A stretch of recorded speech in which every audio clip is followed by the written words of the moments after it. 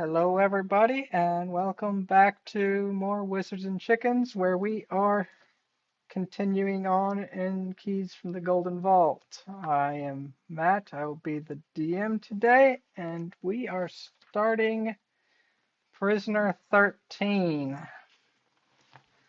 We ended last time in the city of Daggerford after finally finishing up with hunting down Marcos Delphi and his Celestial Codex.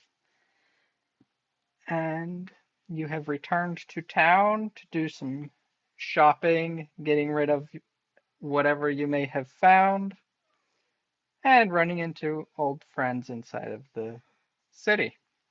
So I will let you guys go from there on what you want to do.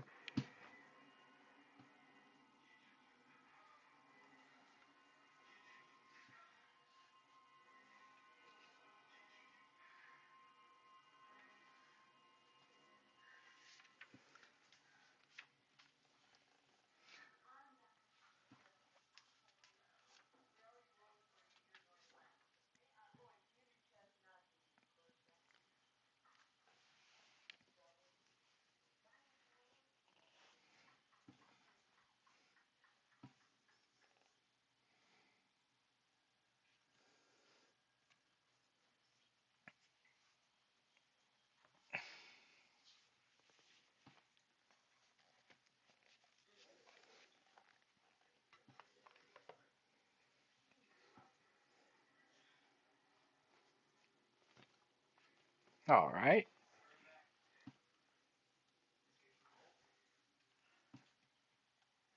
All right. Let's see. How much was it? I want to save, but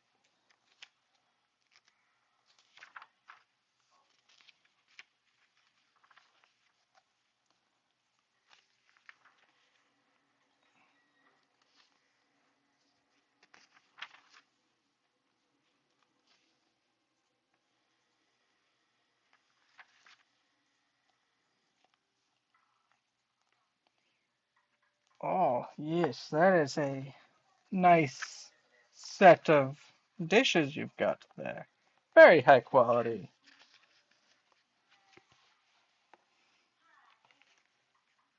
Hmm.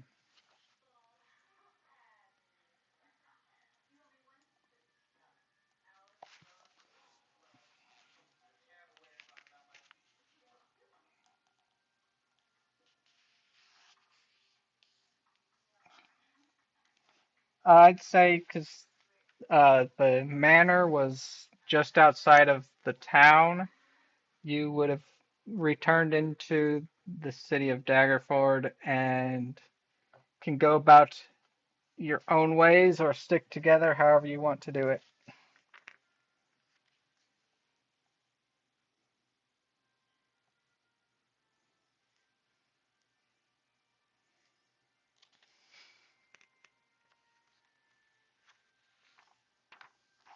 All right.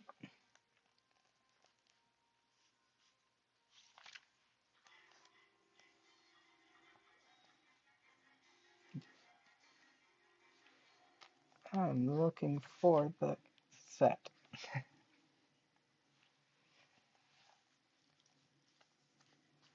Hmm. For those five, hmm, high quality. How does 75 gold sound?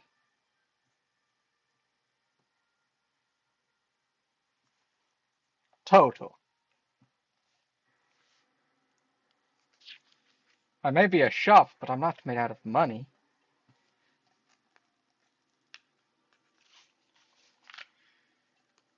Give me a persuasion check.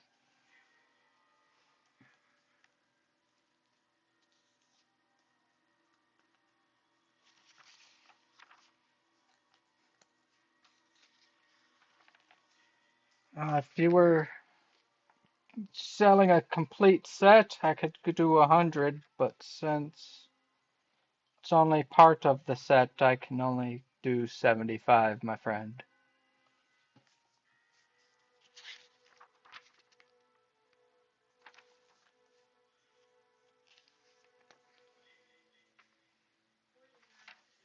Well, it's a pleasure doing business with you then.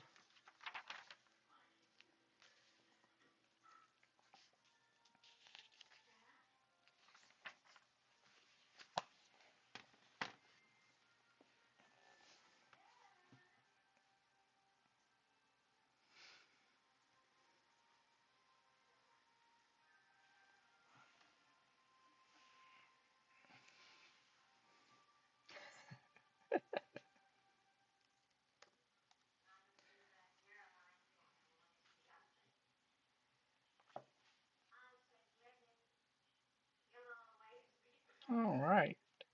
You return to the bar in town, or you meet up with your friends there.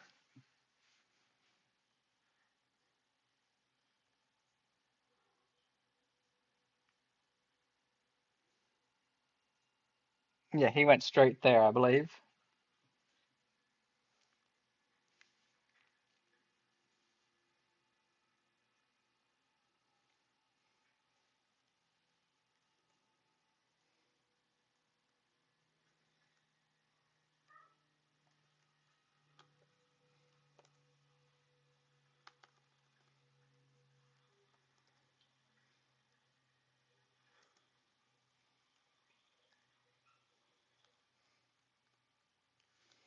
All right.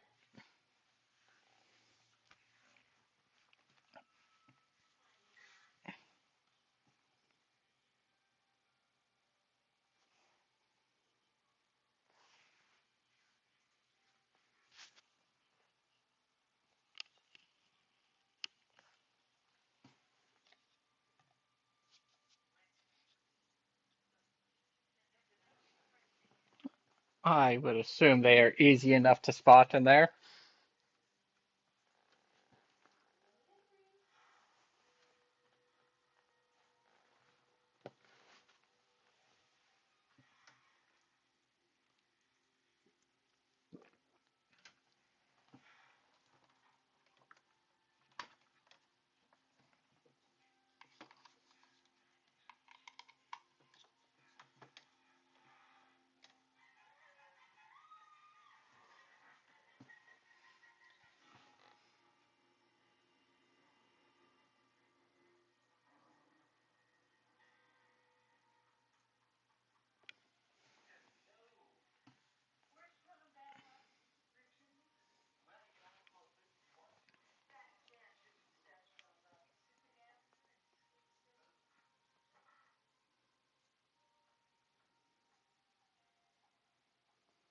Mm. So Spicy was a hired hand. I'd say that this is the first meeting.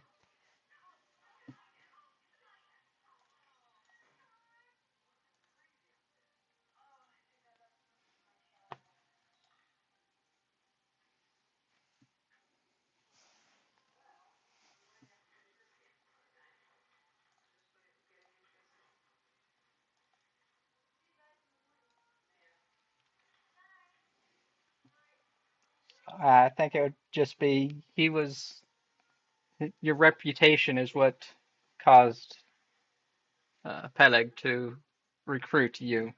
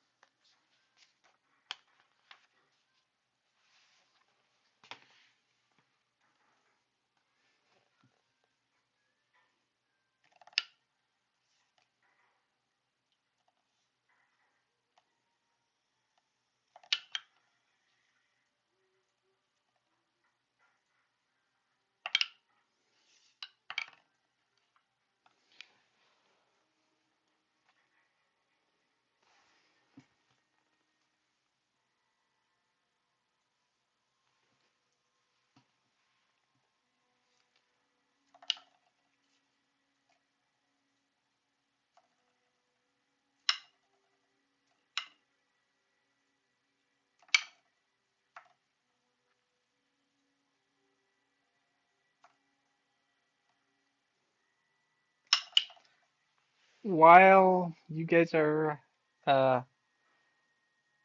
having your drinks at the bar, barkeep comes up.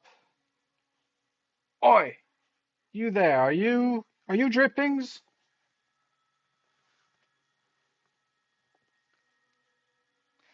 No, no. I received a package from a very odd individual. Gave me your description and said to get this to you if I saw you come in.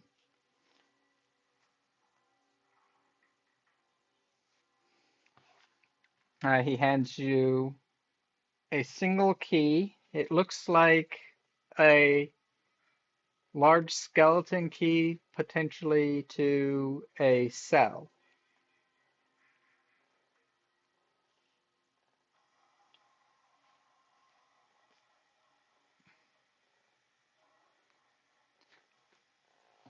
Uh, the only markings you see on it are around what would go on a key ring. It's a large loop, and all it says is the vault.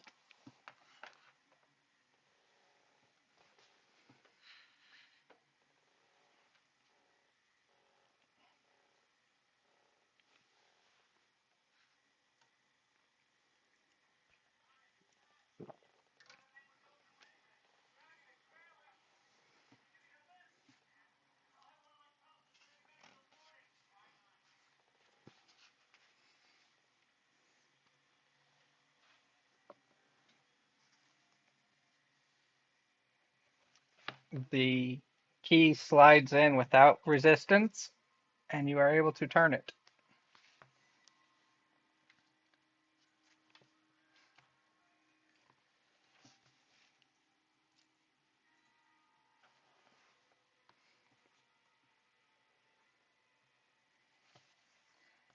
As you turn the key, the music box opens and a familiar voice comes from inside.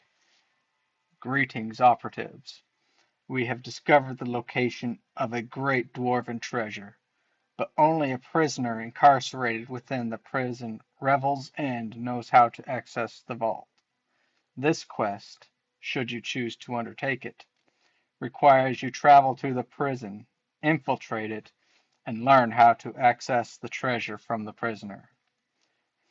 Return this information to the dwarf known as Averin Axebreaker, who will brief you on the details of the mission.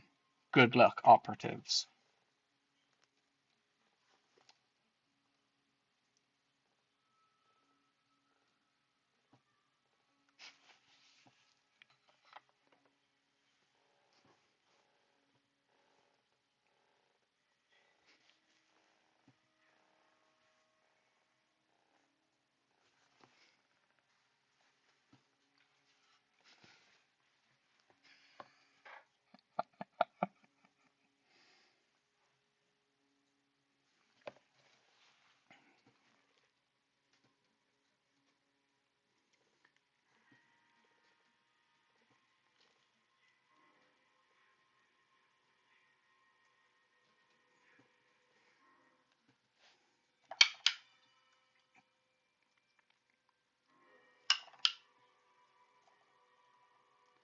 Could I get could I get history checks from everyone?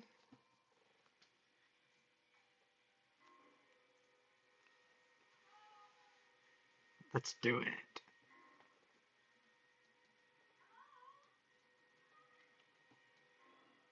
All right.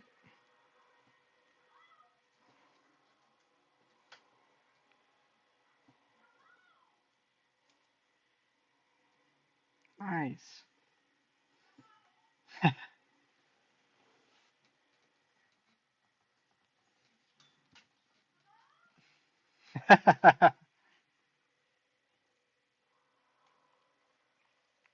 Well, anyone that got over a 12 knows that Revel's End is a prison that is in the far northern tundra north of uh, Icewind Dale.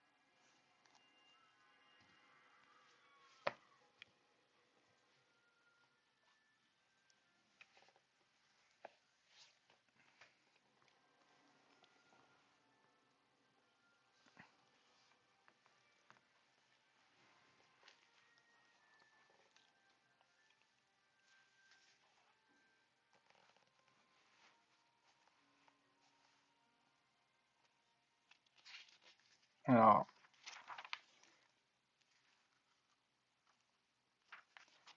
when you go shopping for your clothes, 10 gold would be enough for you to acquire some clothing that would be sufficiently warm for your trip to the frozen north,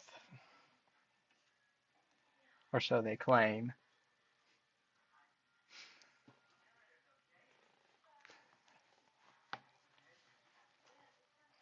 Also, by asking around any local dwarves you may have found, you get directed to how to find this Varen axe breaker and are able to determine how to find him now. He is about, he is actually in, um, let's say he's in Neverwinter. So you are able to procure travel to Neverwinter following directions on where you can find him at. You gain an audience as he is a noble. And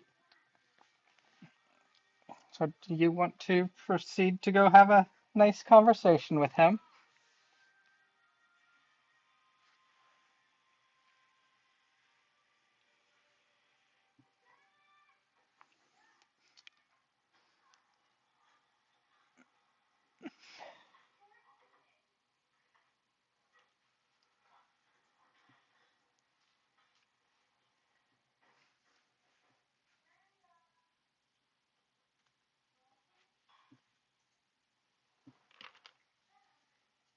Yeah, it was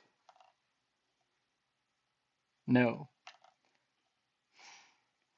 Even the clothing doesn't protect from the cold. Trust me, I know.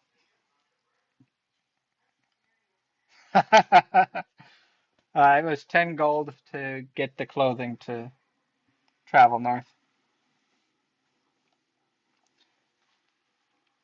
When you find Varen, he is a stout dwarf with black braided hair and a very fine beard streaked with gray. He's wearing loose robes over a steel breastplate. He welcomes you into his large estate. Thank you for hearing me out. I, as you know, am Varen Axebreaker, and I have a proposition for you. Ah,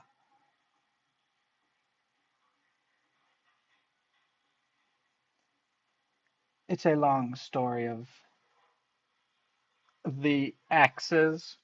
They're not always the put me in the best light, however, so I'd rather not speak of it.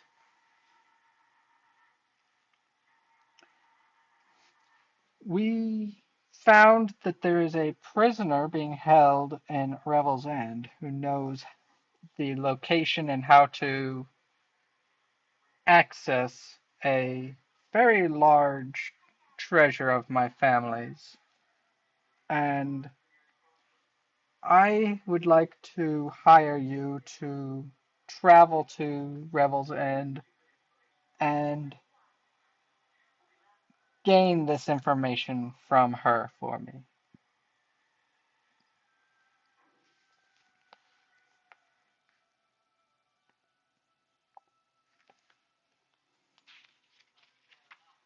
The prisoner, all I know is she is called Prisoner 13. Any more than that, my eyes inside the prison have not been able to tell me anything more.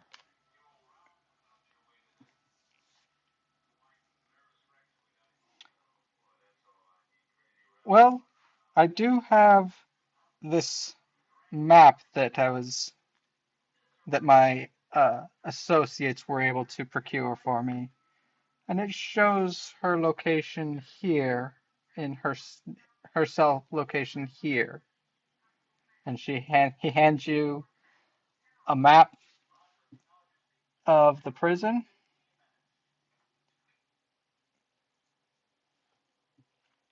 with the location of the prisoner's cell being the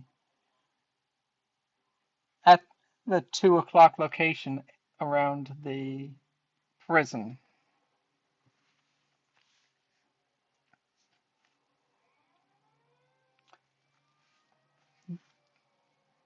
There are, I'm sorry, go ahead.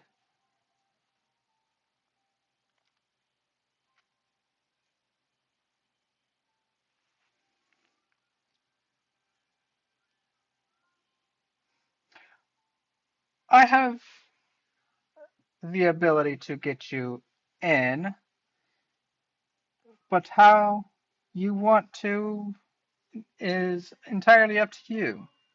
You can either take the monthly resupplying ship, and we can have you build as either guards or cooks of the prison, or you can take to the tundra and cross and be admitted into the prison as travelers seeking uh, protection from the cold. Which would you prefer to do?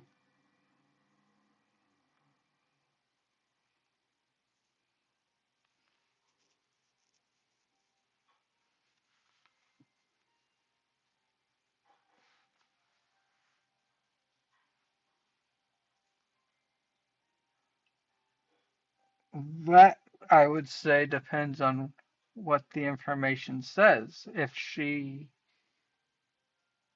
is the key, you would need to have her out of the prison. But if all it is information, then you wouldn't necessarily need her to escape, as long as you're able to determine how to get to the treasure.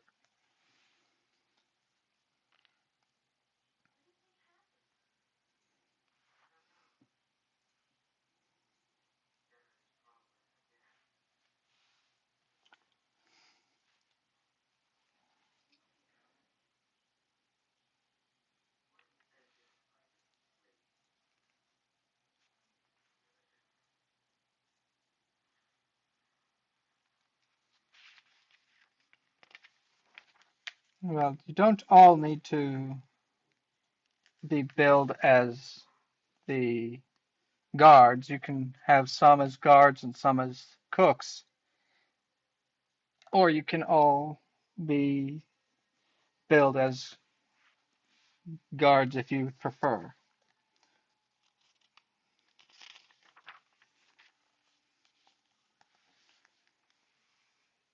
It's possible because I cannot guarantee that she would be willing to talk openly with guards as much as other workers around the prison.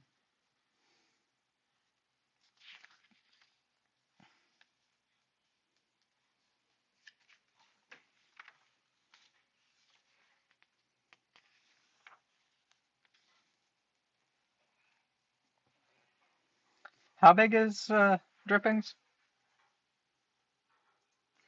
That's what I thought. You, we could possibly even smuggle in as cargo.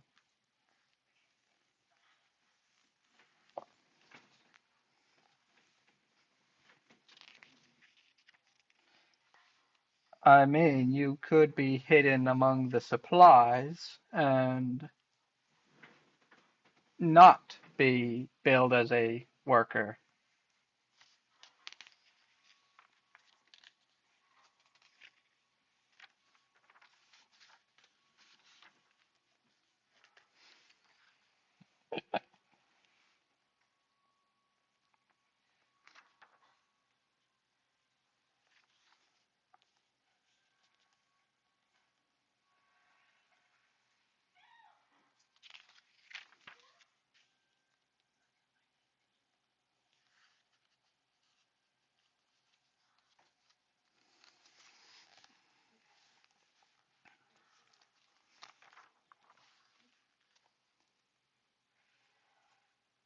Very well. We shall arrange for your covers to be made.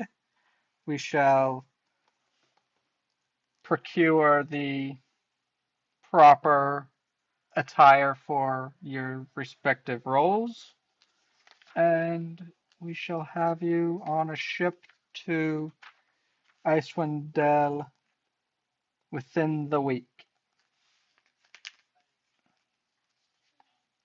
Yes,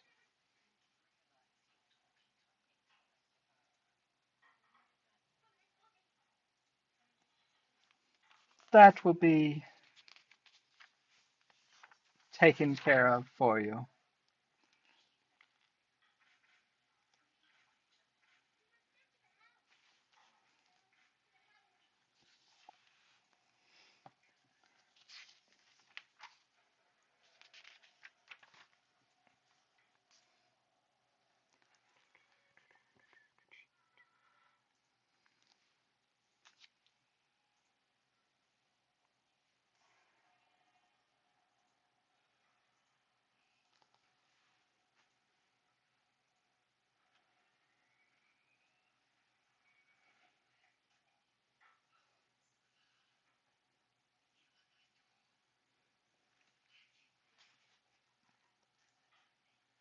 We can have them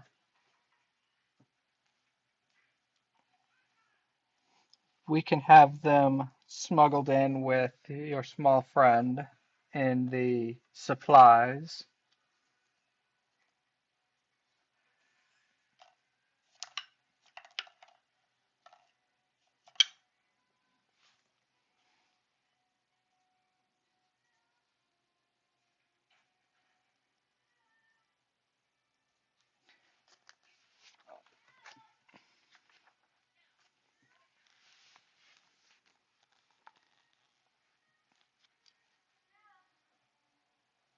Your payment will come from the treasure.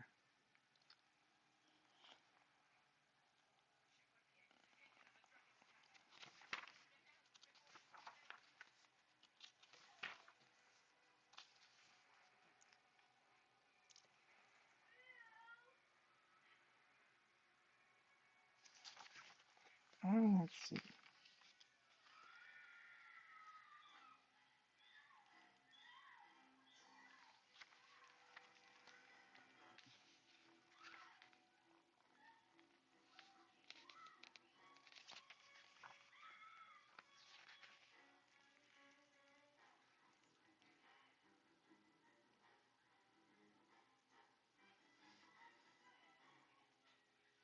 Can I get from Spicy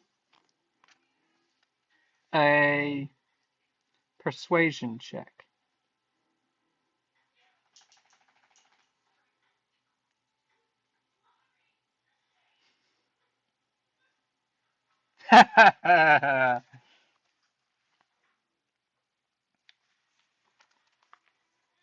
We shall determine your percentage of the treasure when you return.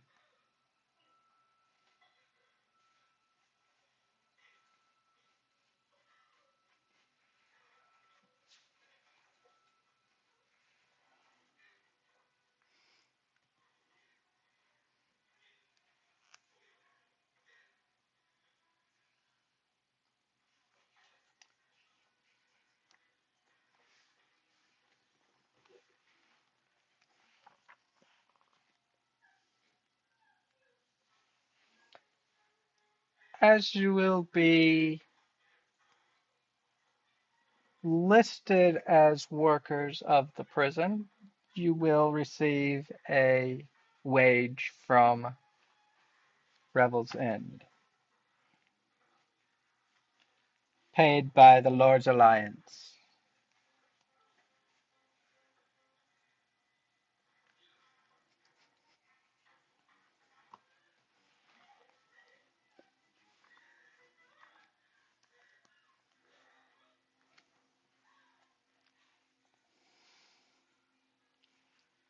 My sources have informed us that prisoner 13 does have the information to get to this treasure, and it is a very well known hoard, especially among dwarves.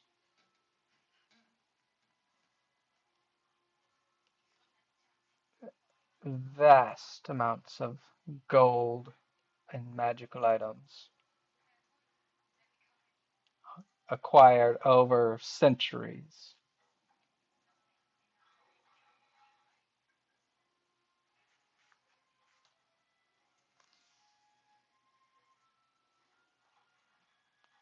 That's correct.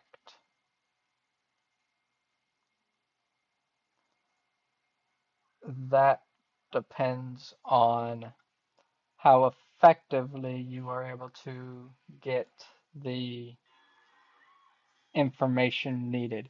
Can I get an insight check from you, Taryn?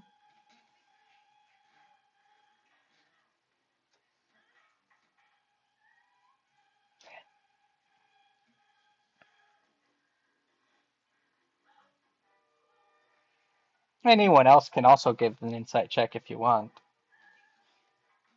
Oh, you recognize that he is not happy with this pressing for how much you're getting paid, and you are under the distinct impression that the amount is going down the more you press him.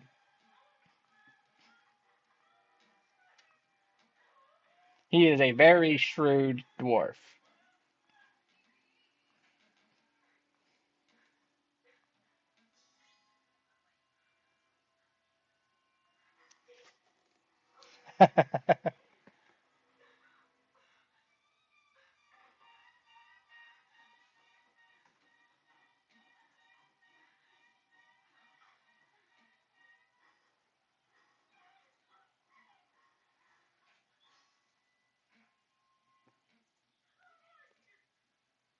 That is correct.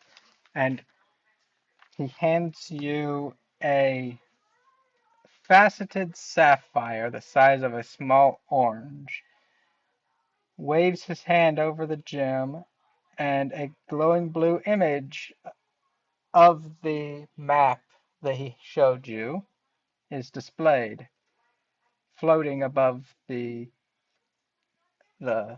gem. He taps the gem, and the sapphire splits into sections. He passes one fragment to each of you. The fragment glows warm in your hands, melts, then vanishes, leaving a warm, tingling sensation behind. Think about the map of Revel's End, and you will be able to see it.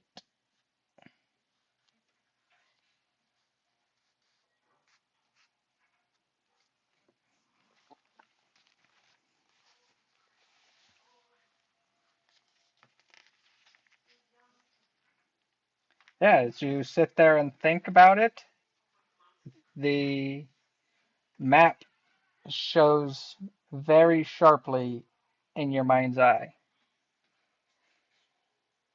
It shows known guard patrol routes.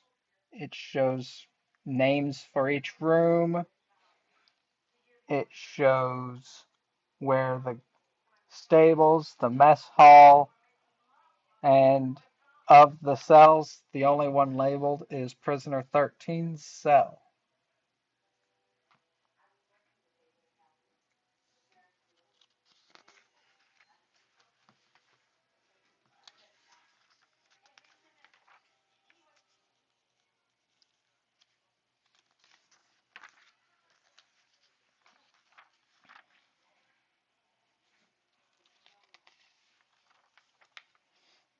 As you are as you are going to the prison as workers, you shall depart here, and you are going to arrive by ship in the city of Luskan, where my agent will provide you with your chosen cover's uniforms. and will give you direction on the ship you need to take to be delivered to the prison. If you have any further questions, they are best directed to Bethra when you arrive in Luskan.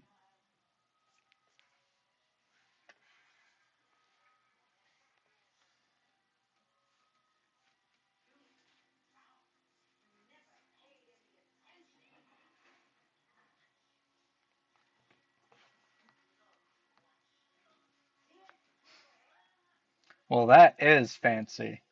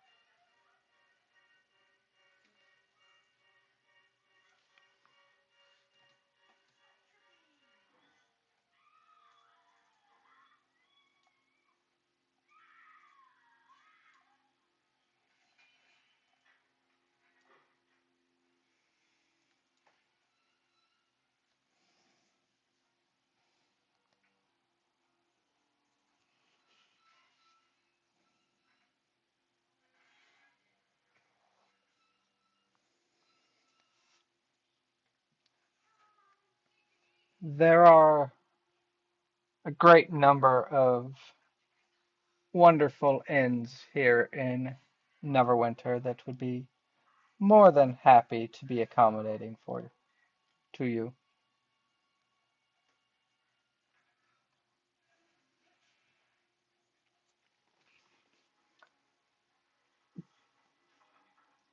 I would recommend there is a lovely tavern down just inside of the Merchants District.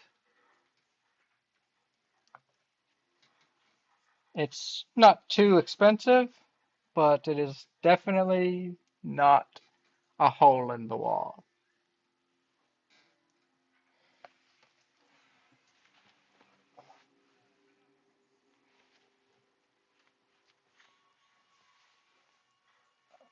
I know there is an inn.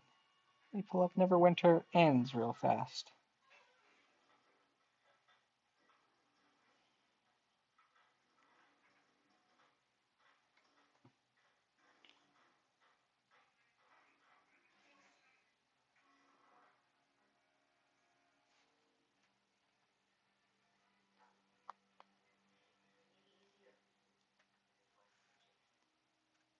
Ah, it is called the Laughing Bean.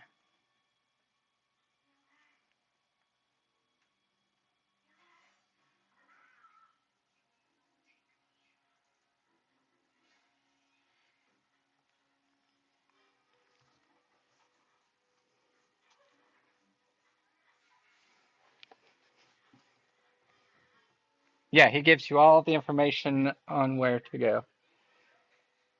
Yes.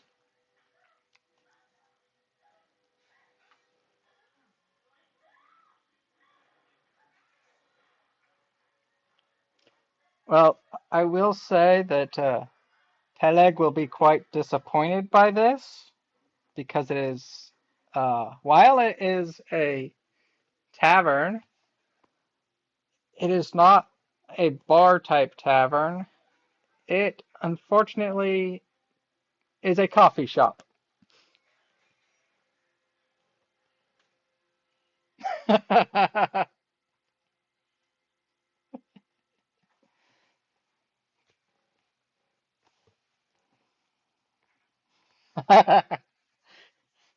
there, there is where the name the Laughing Bean comes from, as in coffee beans.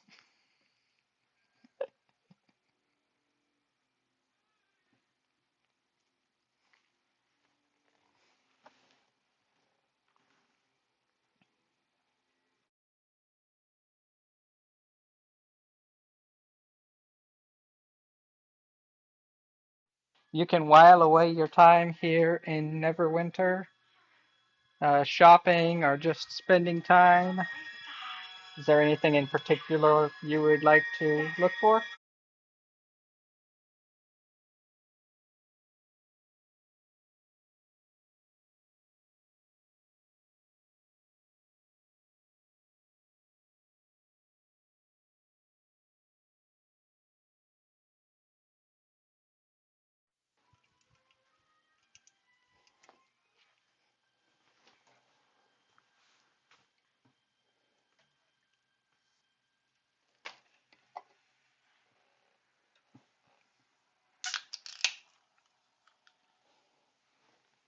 Yeah.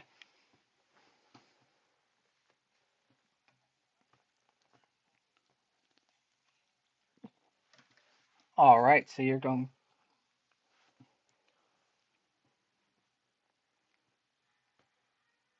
Hmm.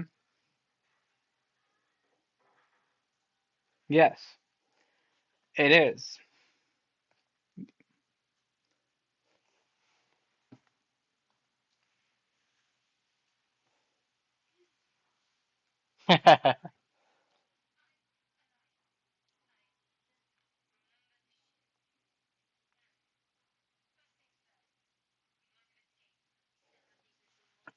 All right. It was.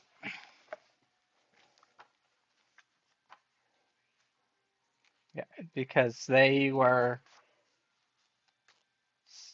slightly destroyed by the acidic nature of the slime.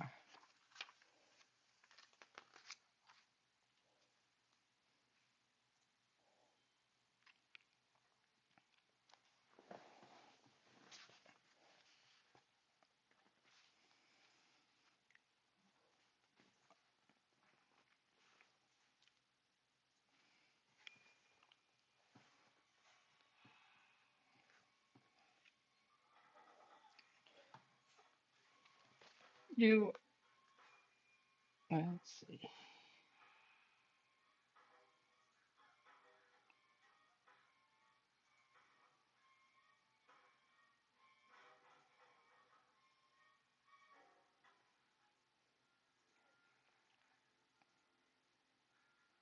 Yes, you would probably be very well aware of it.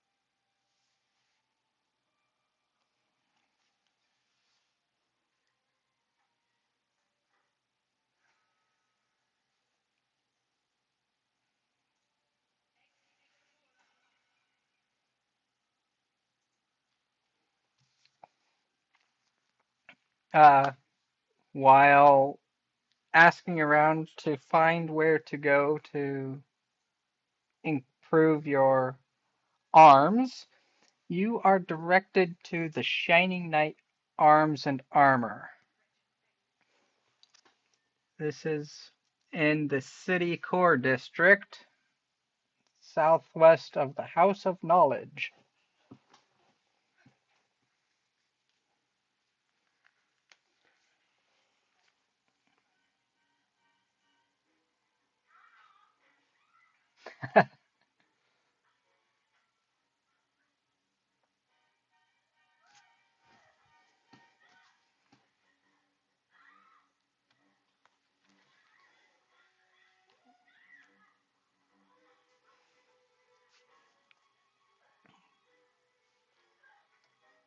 Yeah,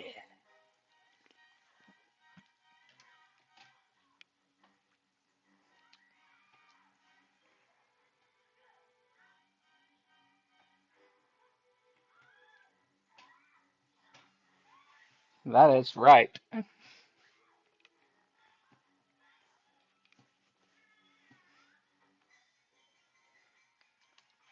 All right, entering the Shining Knight, you are met by a wizard Welcome, welcome. And how may I be of assistance to you, fine adventurers?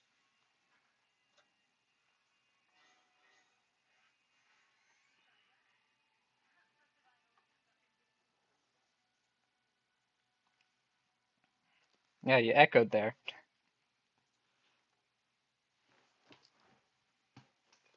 Yeah. What what kind of armor would you be trading in, and what would you be looking to acquire?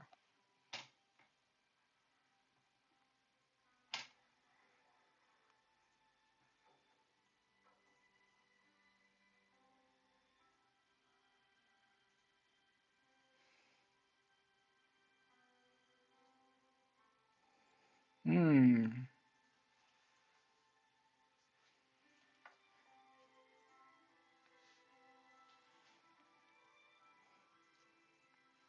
This armor, it has definitely seen some better days, has it not? Due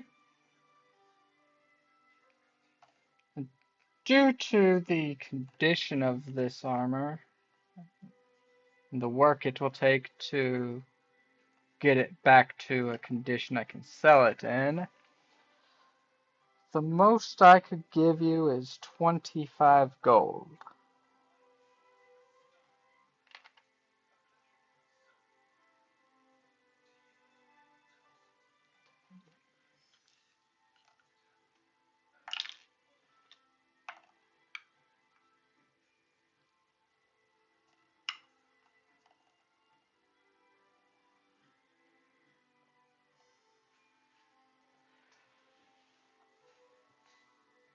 Um,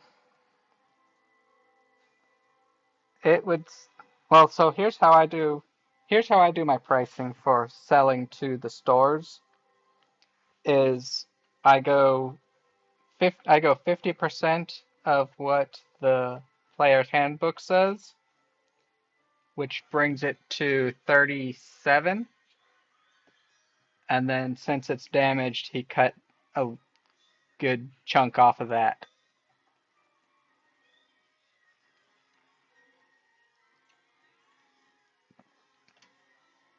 But if you would like, you could give an insight check.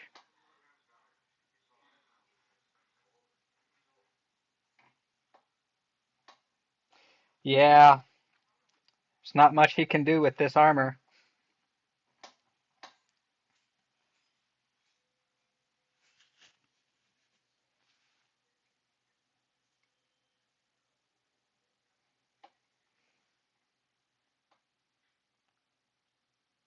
Yeah, yeah, he's got a table there that. All right.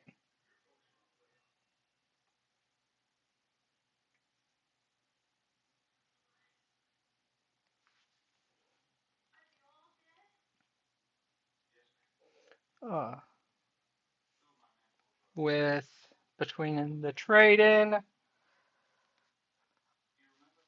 175. 175.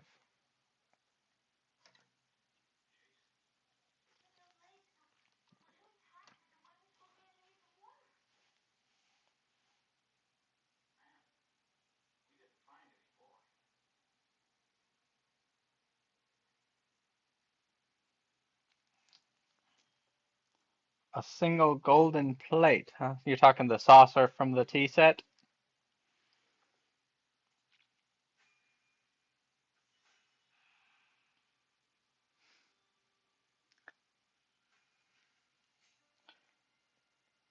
Can I get a persuasion check?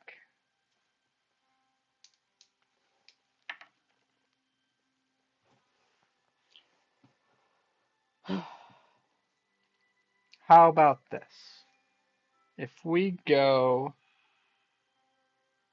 120 for the splint, along with the trade-in and your plate.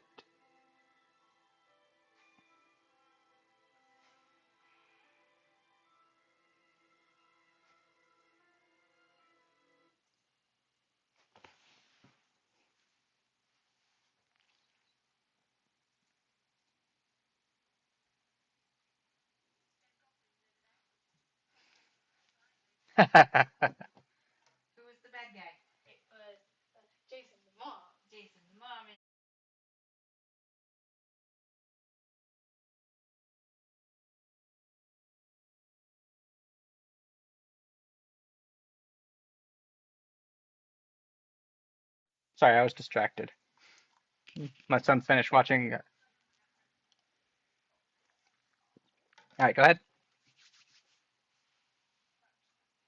All right. He, the wizard takes the armor off of the table, brings it back to his back room, comes out with a set of splint mail, and hands it to you and accepts the gold from you.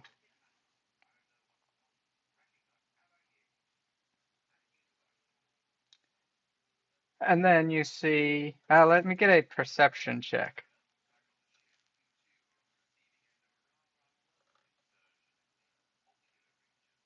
All right, cool. Now you enjoy that nice splint mail.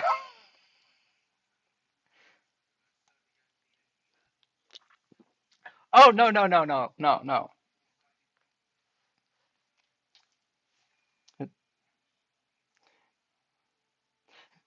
No, it's not that. It was something else.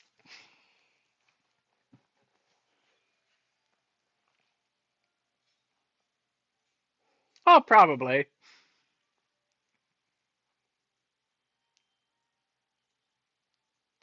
You see one of the store workers come out of the back room with a very nice, slightly familiar looking chain mail in pristine condition.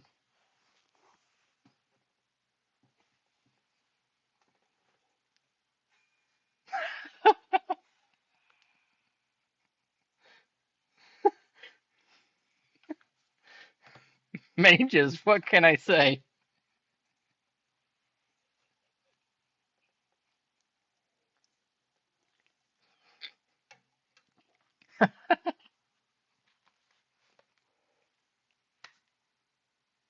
Yes.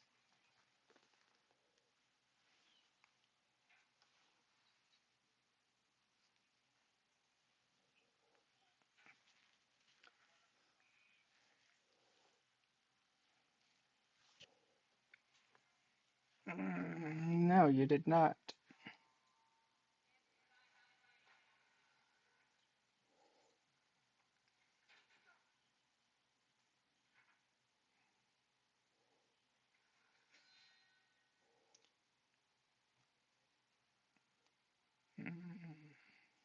Let me find his name.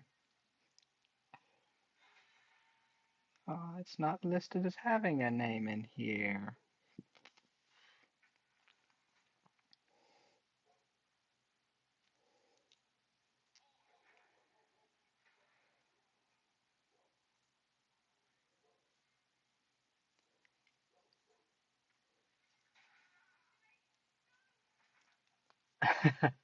My name is Dalman Hardhelm. Naturally, it's a family name. I've never worn a helm a day in my life.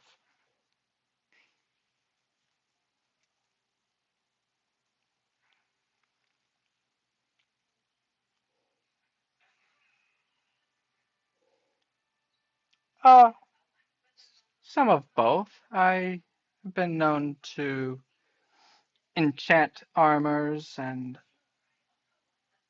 improve upon some blacksmith creations.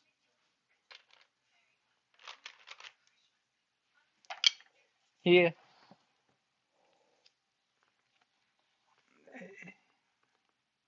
want to say he was a dwarf. He is a, well, actually, he's a human wizard, but he's worked with dwarfs.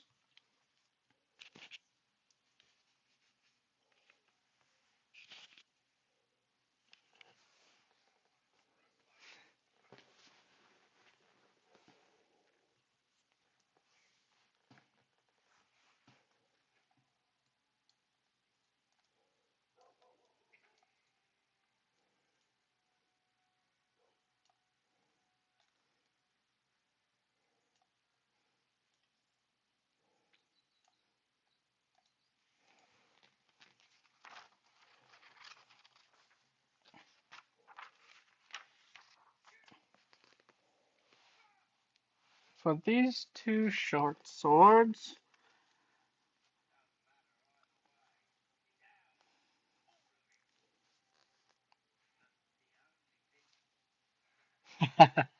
I can go 3 gold apiece for these pockmarked short swords you've got here.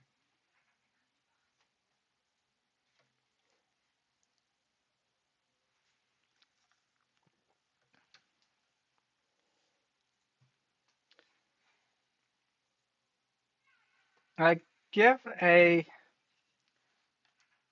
let's go with, you can either do a persuasion check or having seen the the way he does his business of metalwork, a intimidation with advantage.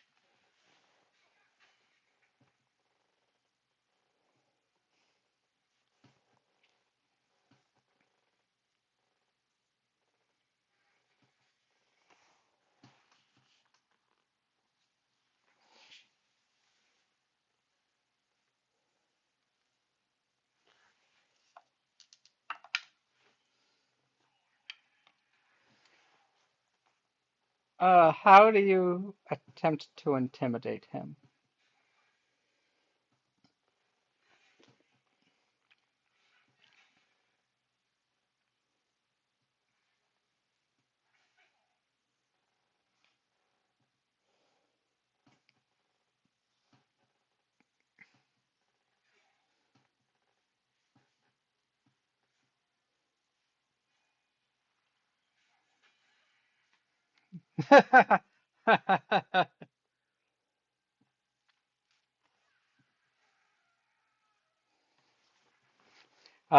He kind of laughs like you had said something jovial to him. But of course, yes, you're quite right. 4 gold does sound appropriate each, my friend.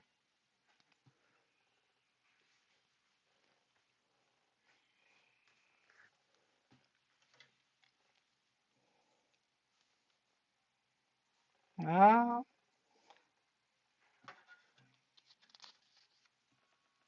um, let me go into the back room and see what we can find for you.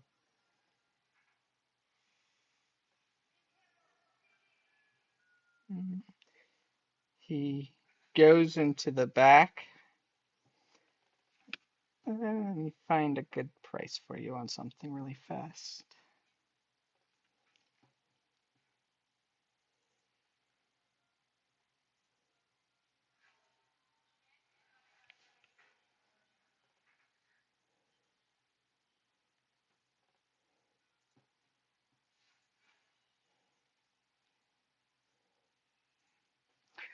Ah, yes, I think you will be quite happy with this hmm, with this set of rapiers that I've got here for you, my good lady. The total for those particular rapiers would be, how does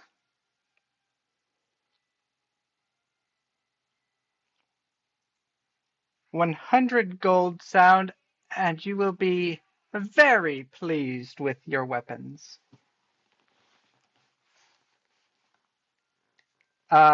You see the rapiers, and you one of them is very fine.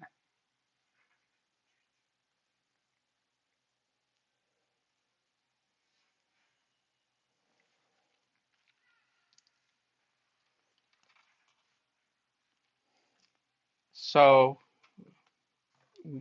you have one rapier and one rapier plus one.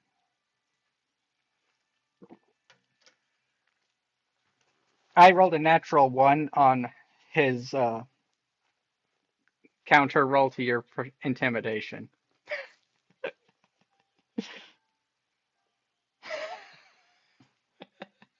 So yeah, you got a good deal on that.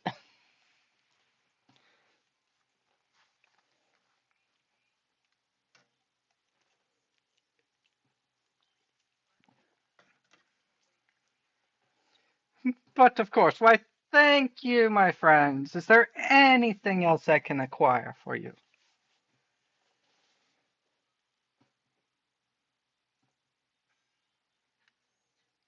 But of course, my short friend, what would you be in the market for?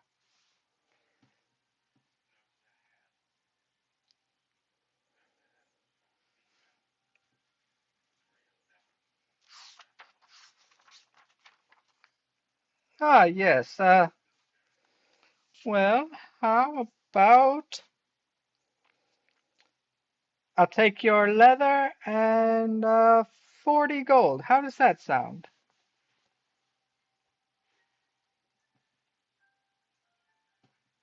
That's for some studded leather, of course, my lord.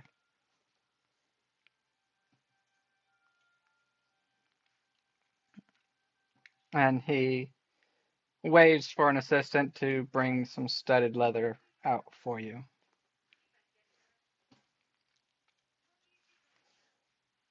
Anything else?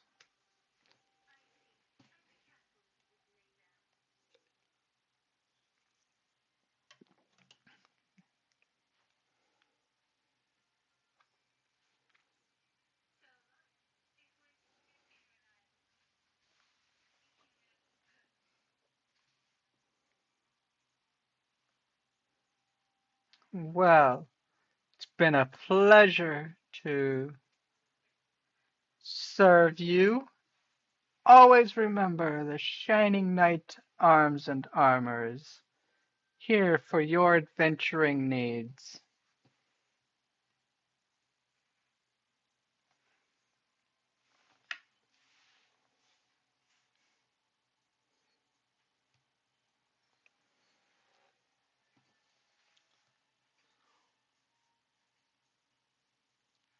No, the one you wanted to go to.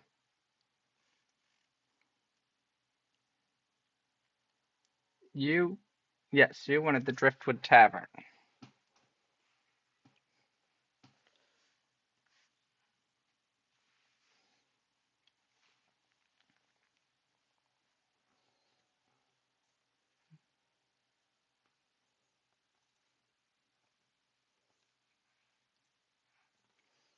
The Driftwood,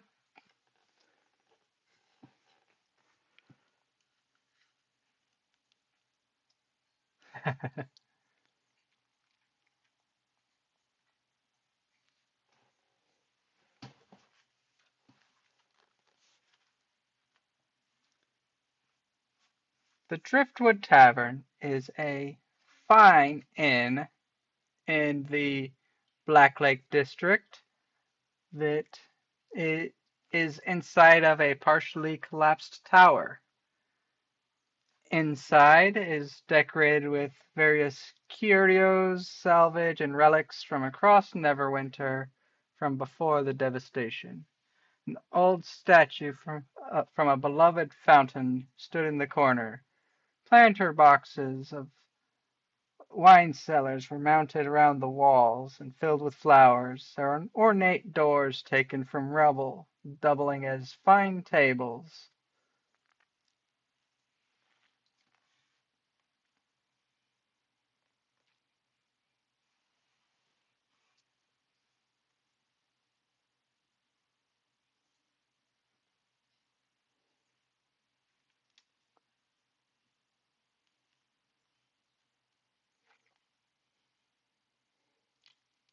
Let me see. Let me see. How busy is it? It's actually, you enter. It is quite empty at this time. You see at the bar your friend, and around the dining room there are only 11 other patrons.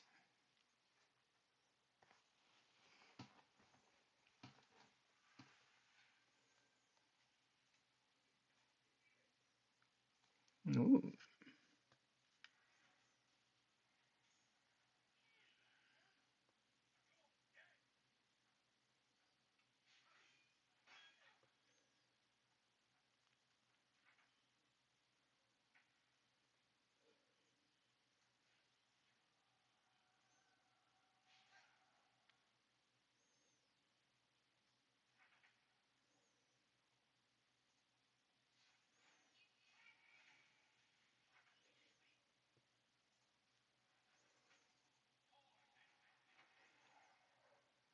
Huh, that's funny.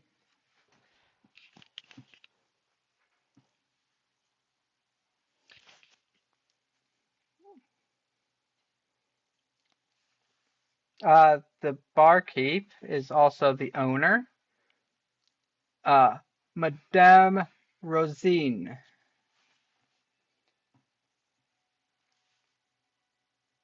What's funny is I'm reading through the information about the tavern. This is also the tavern that was featured in the movie. They were in this tavern inside of the D&D movie.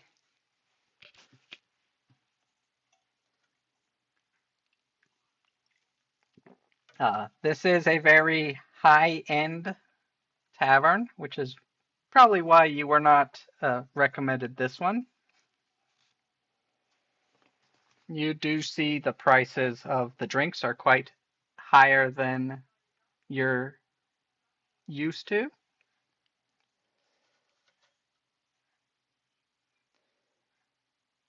They they have the fancy stuff. They it is not your typical bar full of uh, blue collar drunkards.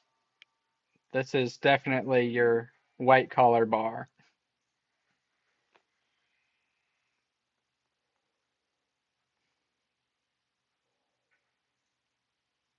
Go for it. It's pretty much given, but your guy isn't. Oh, yeah. You are feeling very uncomfortable here.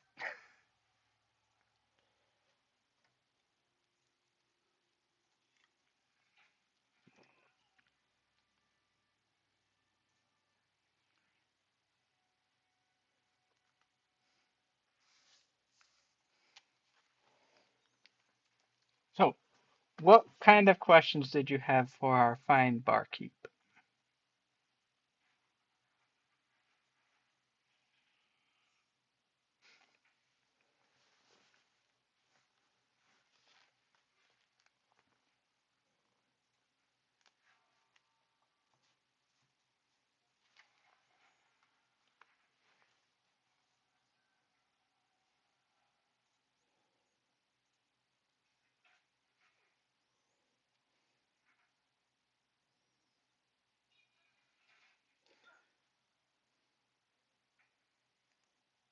Hmm,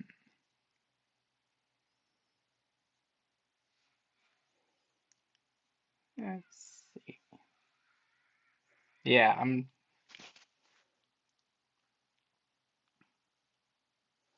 let's see.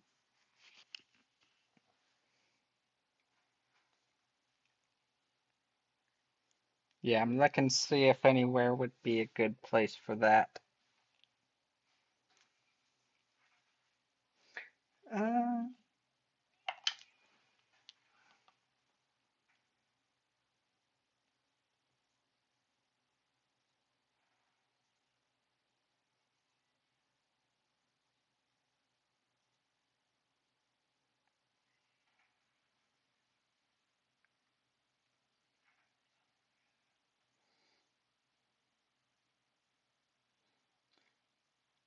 no, it is a very,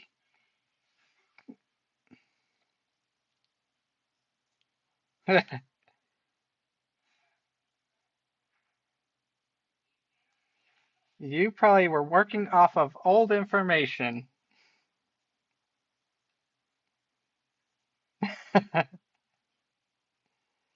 Let's see.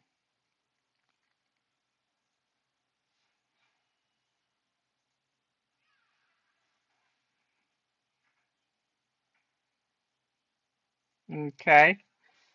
Uh,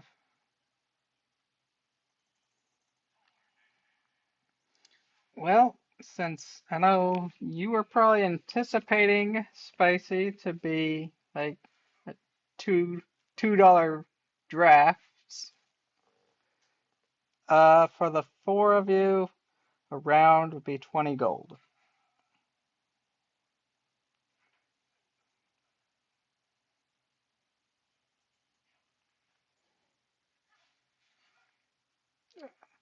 It is a very fine ale.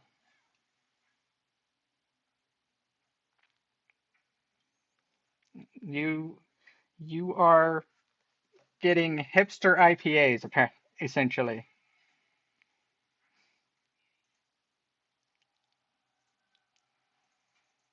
Exactly.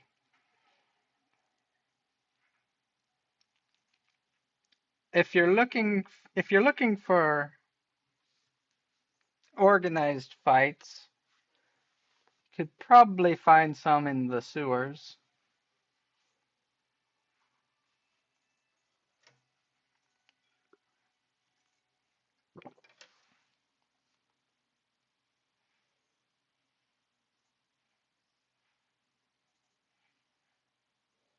Uh, Just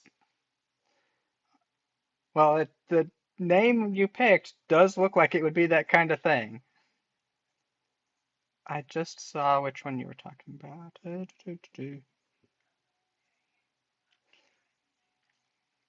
Yes.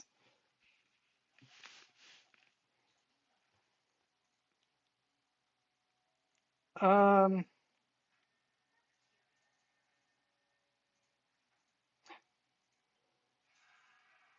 I see where you pulled your information from Obsidian Portal.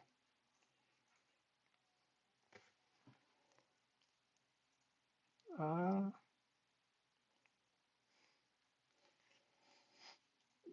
yeah. If you go to the actual Forgotten Realms wiki, though,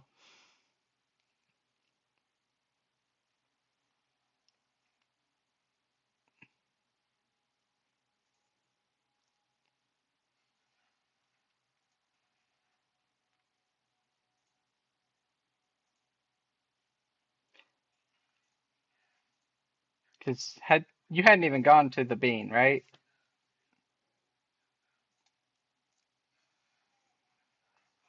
Okay.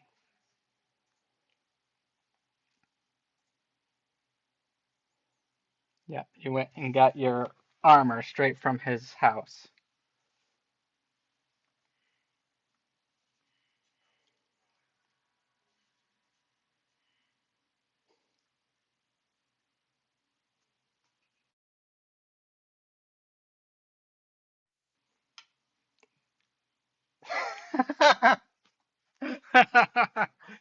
That's what I had stopped and was listening to.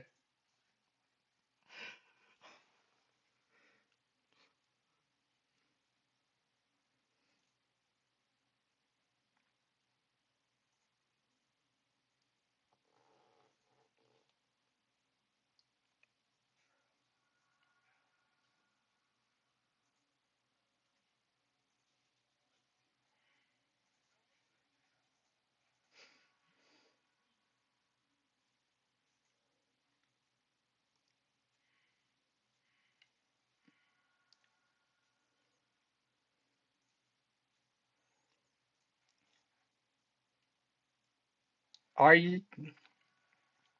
Yeah. You,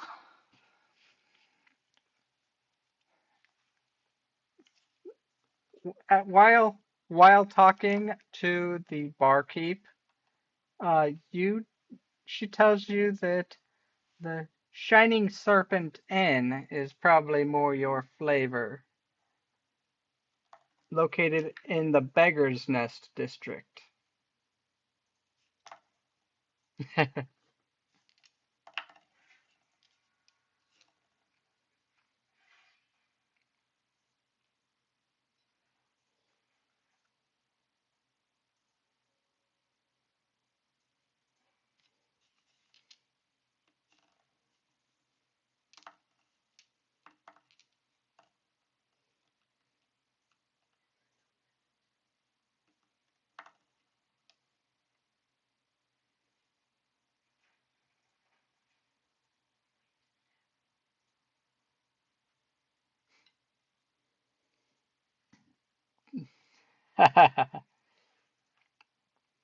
All right.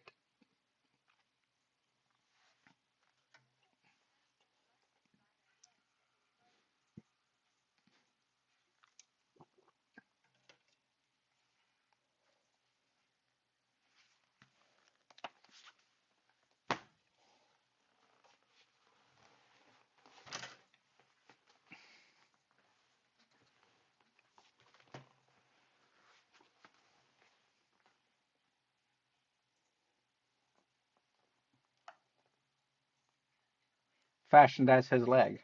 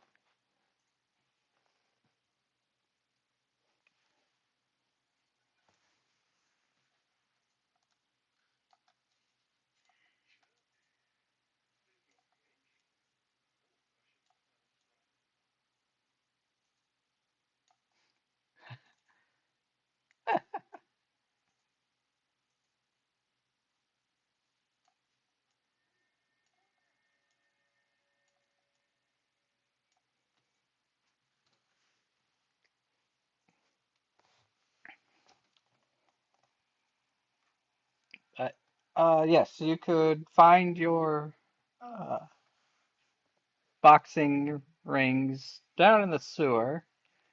Uh, Most unsavory place, but plenty of entertainment if that's what you're looking for.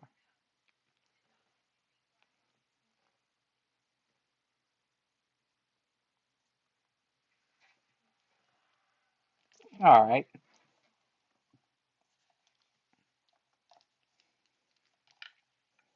All right. So you've got about 5 days till your ship.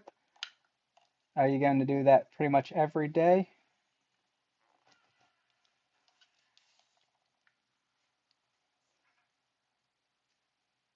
All right. So what we'll do is we'll both roll d20 for each day to see if you win, and then yeah, we'll go from there. So you want to roll d20 5 times? Yeah, just a flat roll because uh, the combatants that'll be fighting with you will also be along the same lines as you.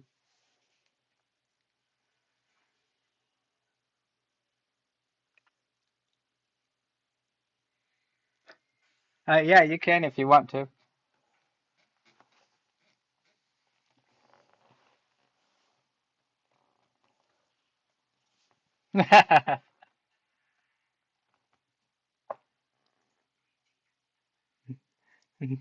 No bets today, huh?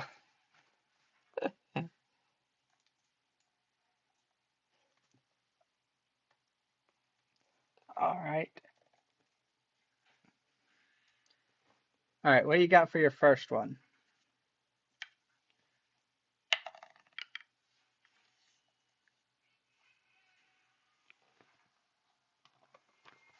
That one wins. That one loses. That one loses. Nat one.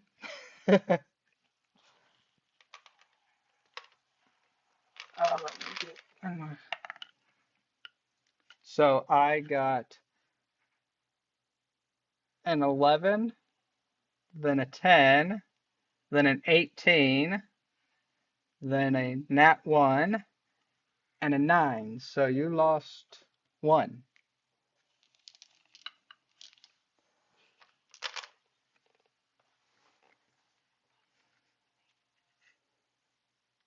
All right. So total for those 5, you got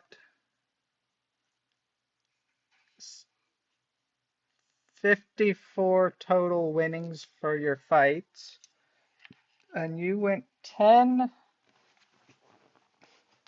gold for 4 fights. All right, let me get. Yes, that's your winnings. All right, so 3, 1 more, 10.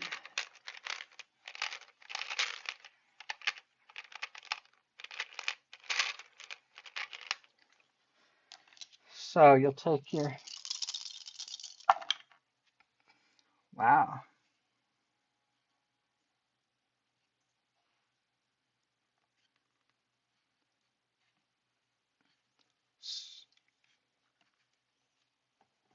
So you spent 50 gold, and then you got.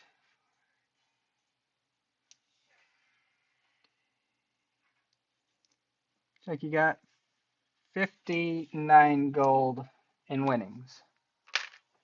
So you net 9 gold.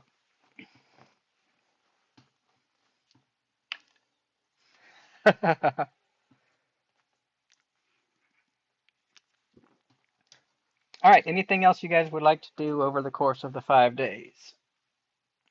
Or shall we progress up to the frozen north?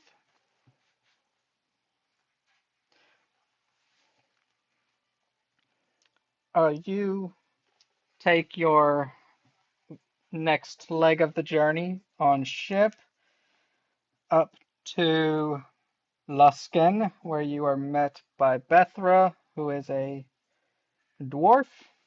She's it's almost like this is a dwarf campaign mission. She sets you she sets you up with your respective outfits for your uh, different stories. You can come up with whatever your names are for the cover stories for the guards and cooks you're replacing. And conveniently, that's exactly what the names of the people that were on the manifests names were. Man, you guys are good at picking your cover stories. Right? The guards, if you are a guard, you've been. Where's your thing?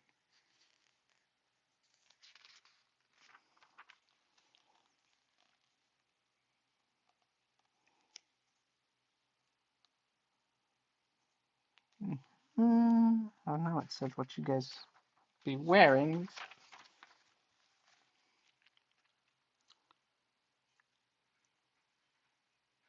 That's right. Just a little chilly.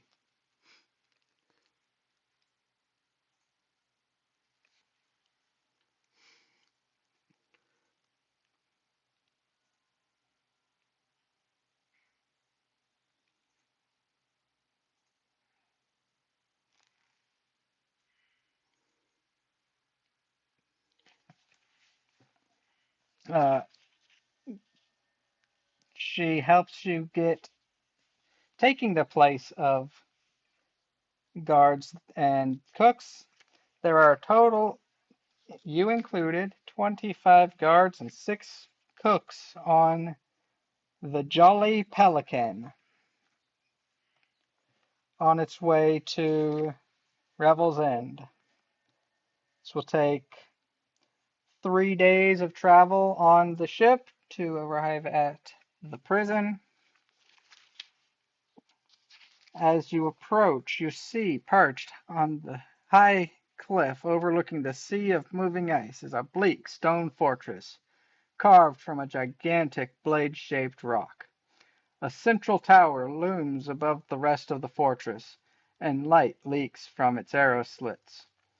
Four smaller towers arise from the outermost corners of the fortress, and guards can be seen atop them.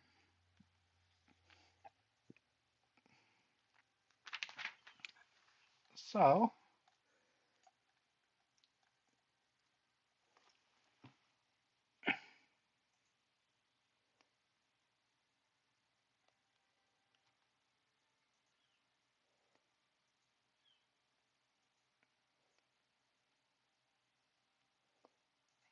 you.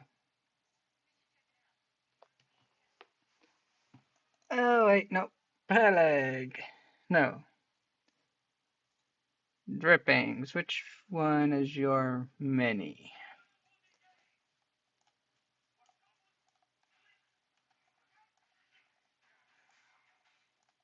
I put them on the dock.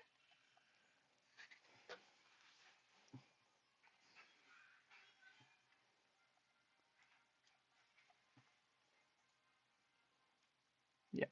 All right. You are not there because you are in a box. I'm in a box. Wait, no.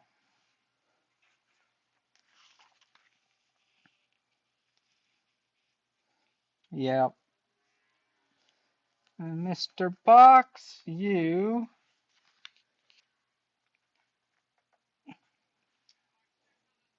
Wait. You did not see any of that because you're in a box.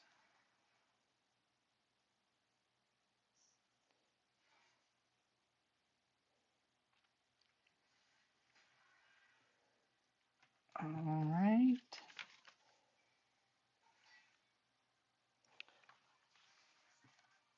Yes.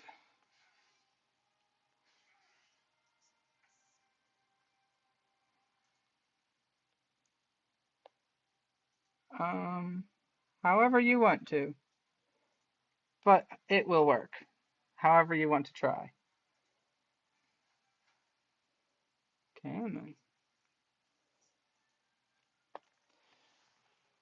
You, drippings, inside of your crates are transported to the storerooms in by the kitchen. It is very cold where you are at.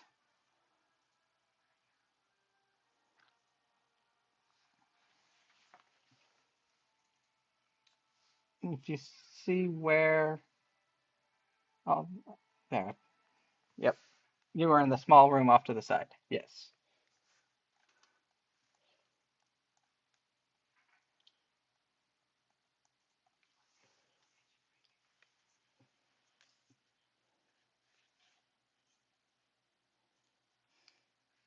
Yes, you are able to open the top of the box to get out.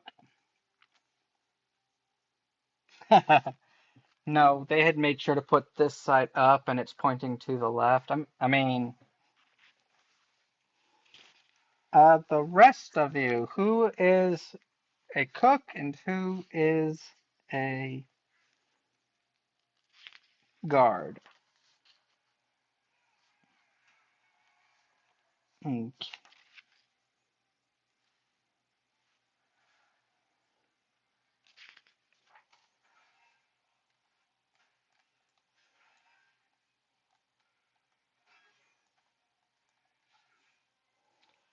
all right.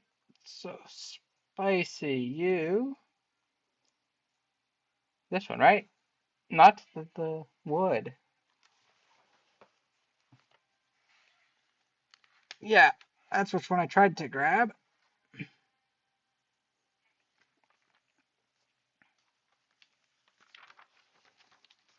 That's your.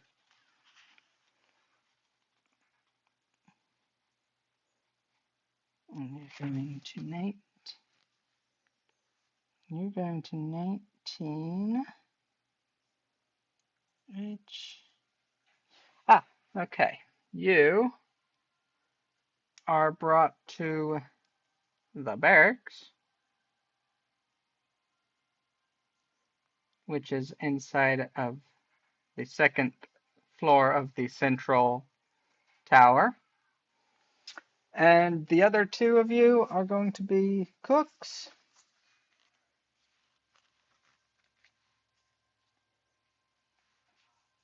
Ah, okay. Peleg is also. Right, so conveniently, Taryn, you are brought to the room next to where they brought drippings. Oh,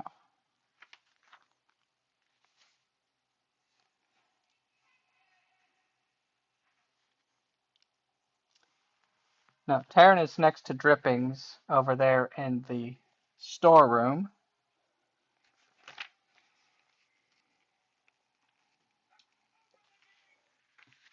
Yes, and drippings is here. Yes. So the guards are here, the cook is here, and the baggage is there.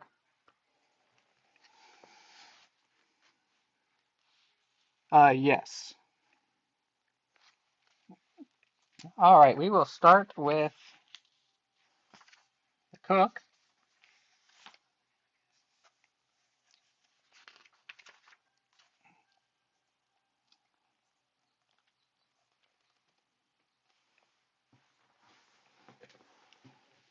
So what you are informed for how your shifts will work, there are 6 cooks, you included, that will take shifts working here in the kitchen. Uh, there is everything needed to cook meals here. The room is magically heated. There is there are 3 rooms exiting from the kitchen. The southernmost contains beds. That is where you will sleep in your off time. The middle room is your storage room for cold uh, ingredients. And the northernmost is a well-stocked pantry that is also heated.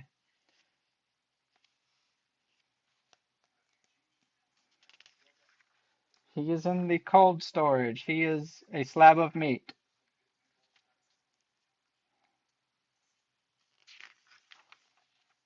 Okay. Okay.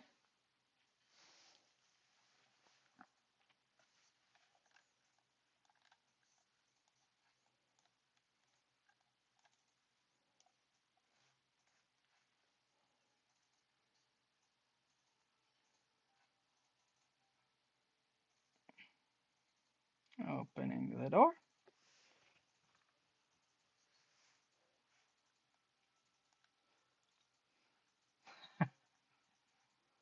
Whoa!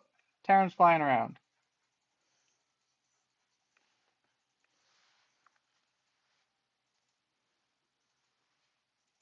Yay!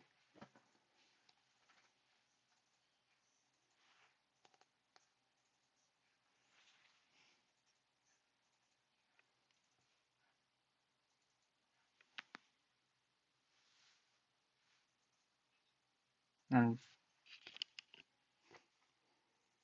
looking through the boxes, you were able to find which crate contains your friend and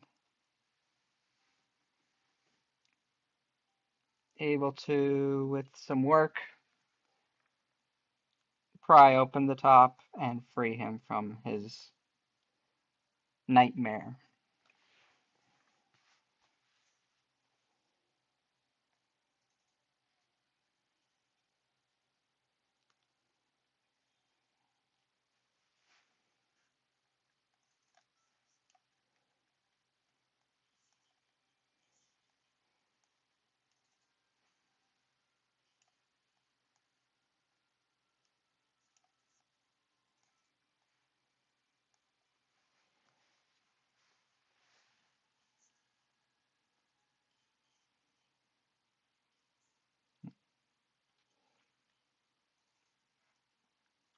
Yes, well aware. My cat was doing that earlier.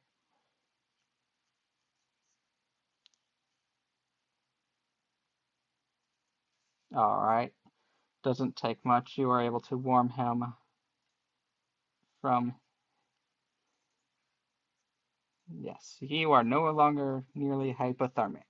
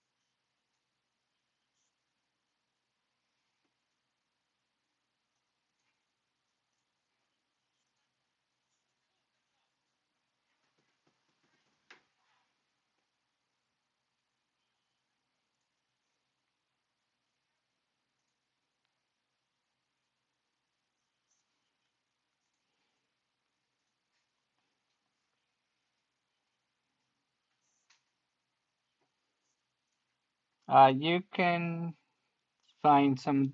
Uh, yeah, you'd be able to find some disguise for him.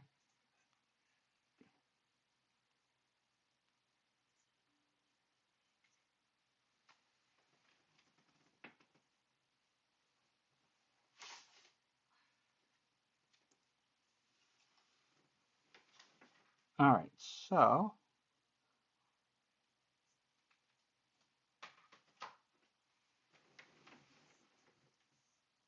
that is correct.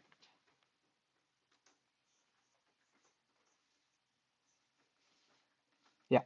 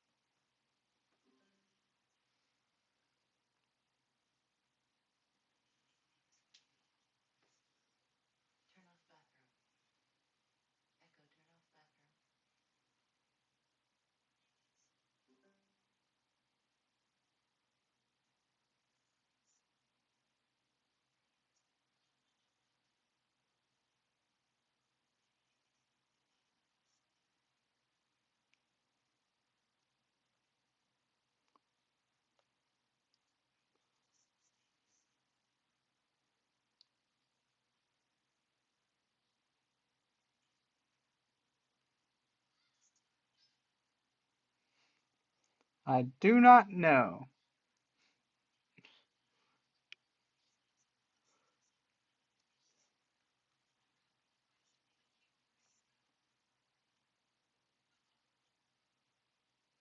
That could be interesting.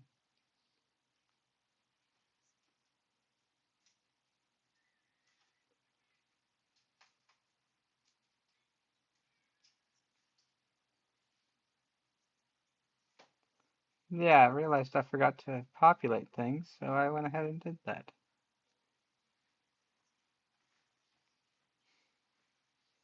I mean, every, everything got delivered because the ship was here. That's what I meant to say.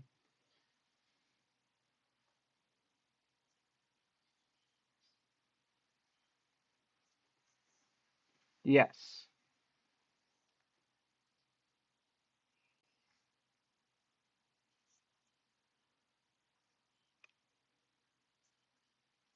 Uh, I'd say that yes, it's able to be covered up.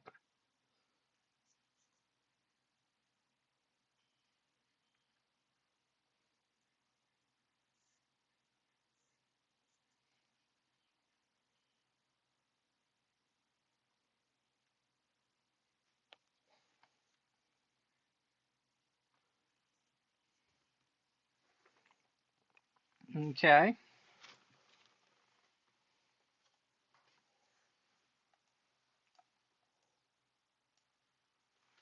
Okay.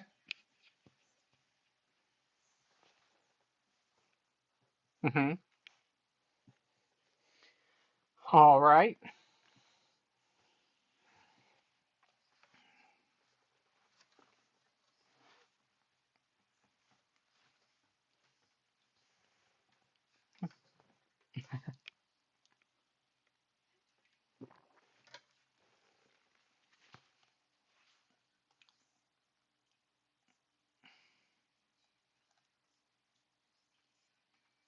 All right.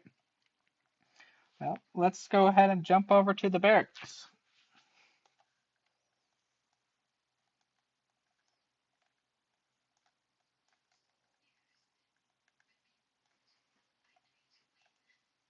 Yes. You don't see it, but there is a spiraling staircase in the middle of the room here. Right? It sounds undoable. A door in the spiral staircase leads into a large room filled with wooden bunk beds. There are arrow slits in the north, west, and south walls. Foot lockers and armor racks accompany each bed. The spiral stairs continue up past the door. Mm,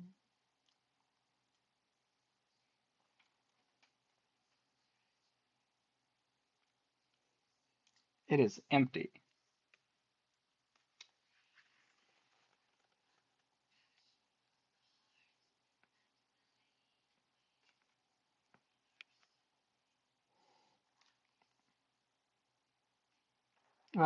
Not yet. That's what you are here getting briefed about. New guys.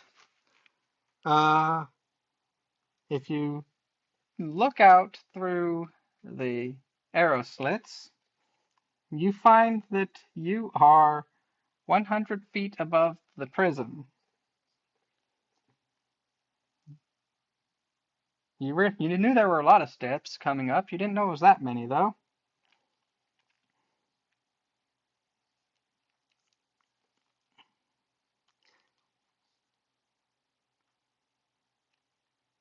Uh, there are continual flame spells lighting the room. You are told that they can be dimmed or brightened, uttering the command word lights. You will be part of our 50-person guard retinue here. You will store your belongings in the footlockers and on your armor racks of your given bunk.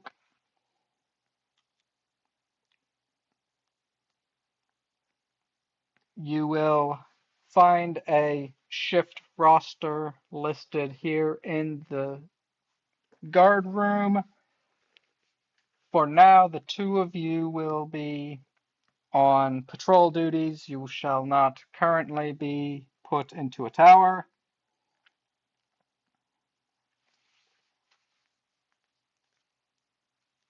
Anything further that you need, you can request, and we will see what we are able to do to provide what you are requiring.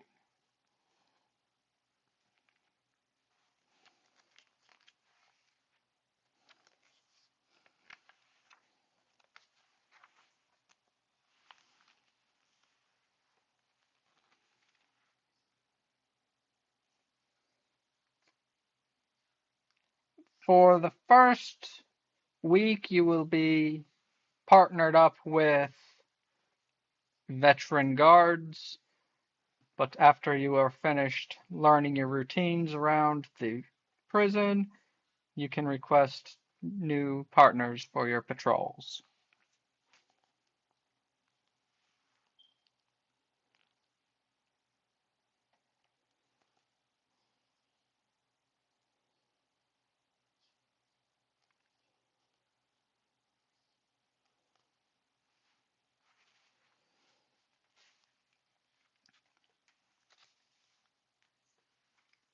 And with that, you are given your patrol uh, orders where you shall be set in shifts, 8-hour shifts, patrolling around the around the prison ward, and do not get too comfortable with the prisoners. They are all very dangerous criminals, and any actions that are inappropriate shall be met with stiff punishments.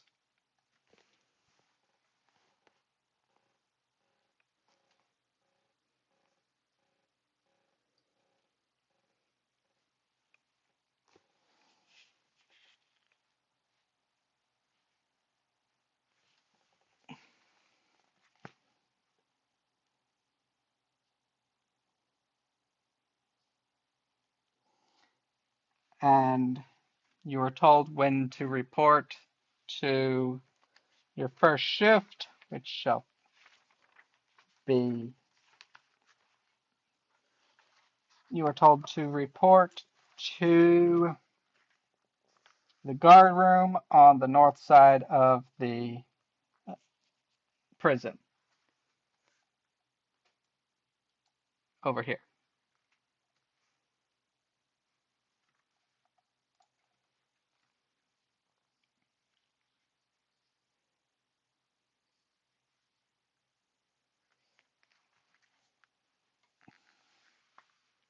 Yes.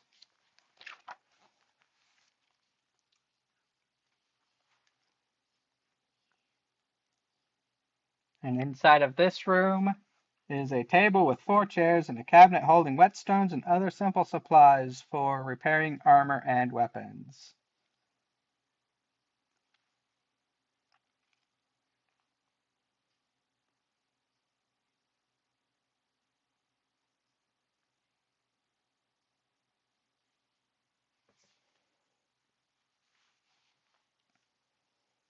When you are there, you are told that uh,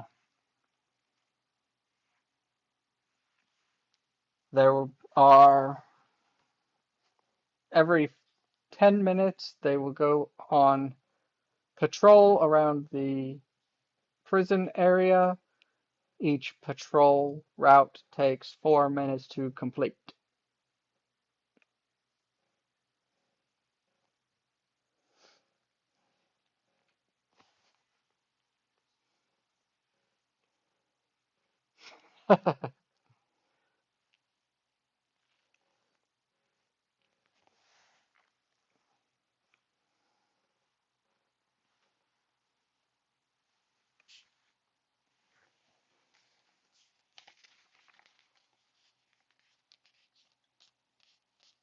Yes, you are both starting your first shift of guard duty. The patrol route, very simple. You start in your guard shack. You will come into the hallway.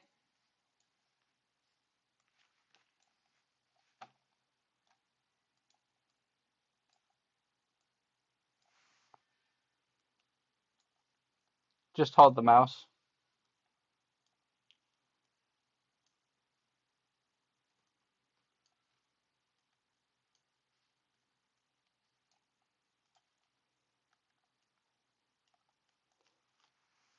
Just around, you will then check the courtyard and the armory and return to one of the 2 guard shacks. There's guards here, and there's a guard shack here.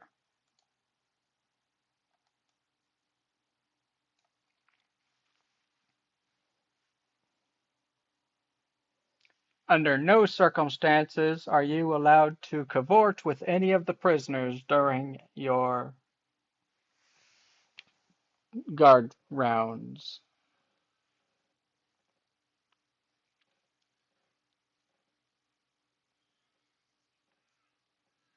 That is the only patrol route.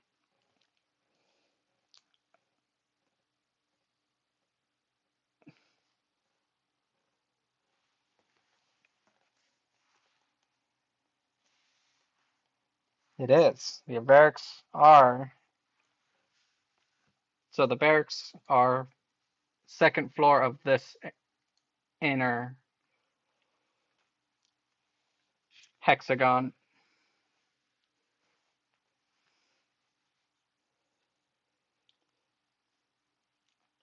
Yes, so what you see here is you noticed that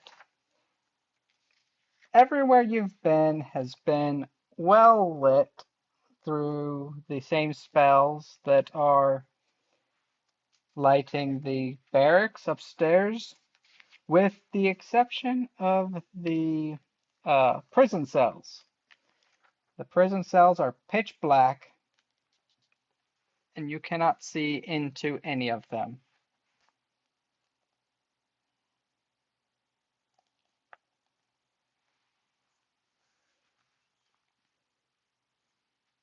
Uh, only thing you only thing you notice is that there are the patrols.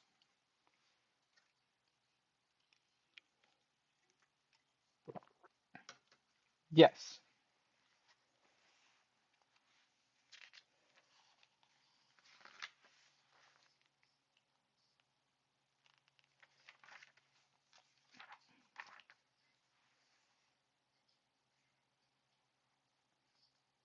Yeah, you didn't see anything that would be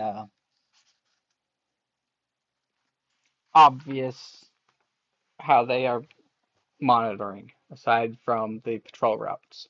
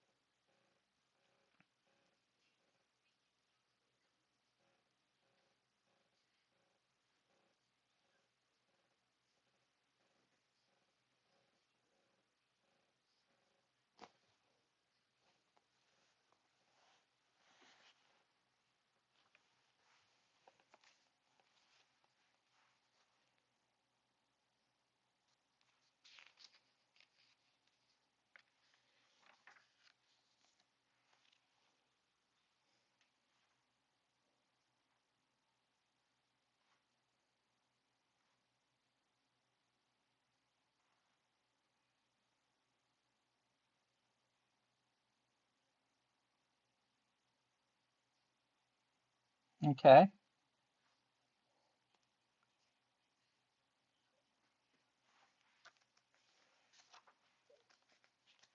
The prisoners.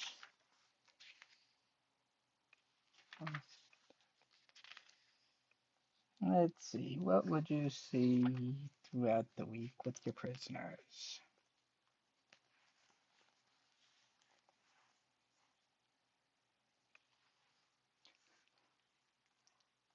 Um, let's see. That one's an easy question, but it's less obvious on the what. Um, those beds are, that is where what's the word I want? The counselor's quarters down there. So that is where the council members from the different uh, members of the Absolution Council sleep when they are at the prison. Um, Basically, yes. Give, since I see where you're going with this, give me a perception check. Since you are a cook, it can be with advantage.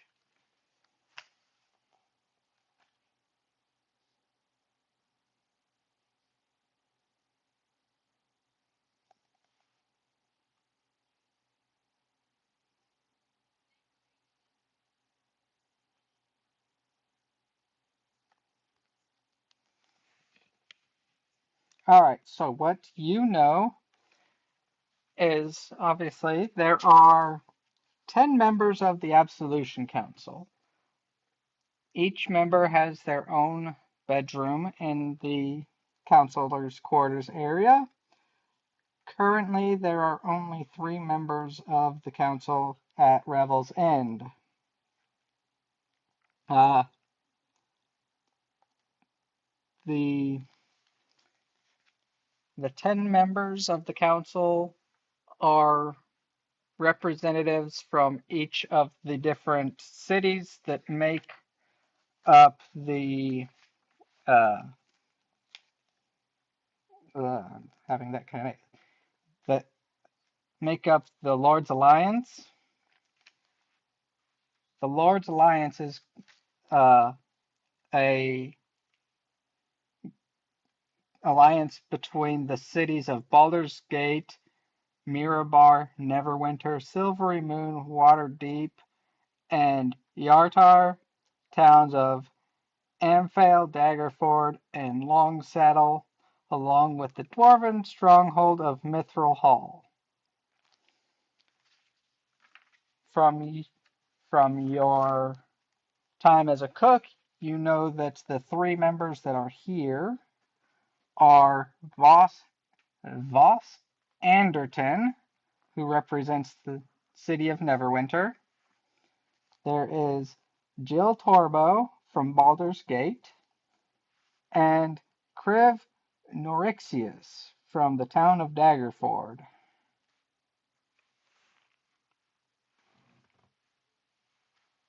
That Go ahead. Go ahead.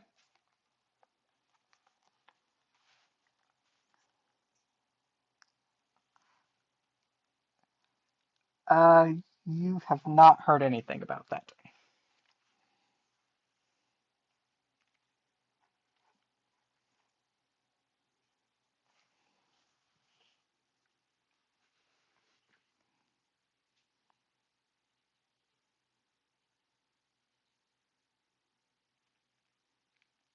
Probably.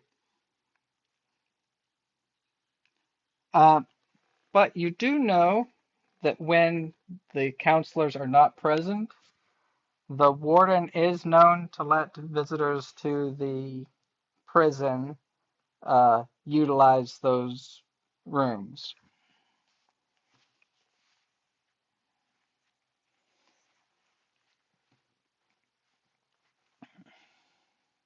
potentially.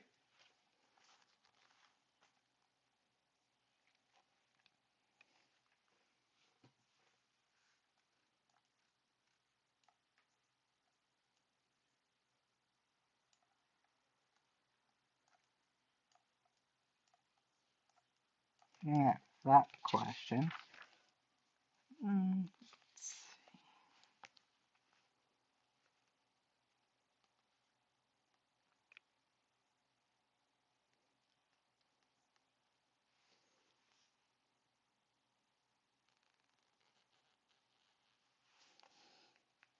oh, yes.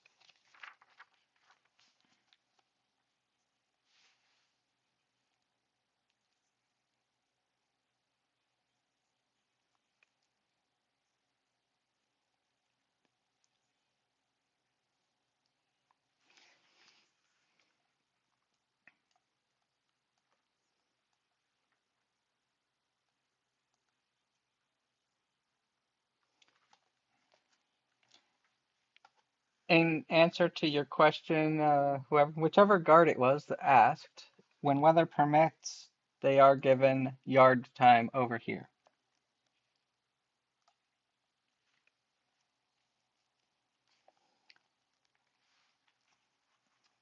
And as,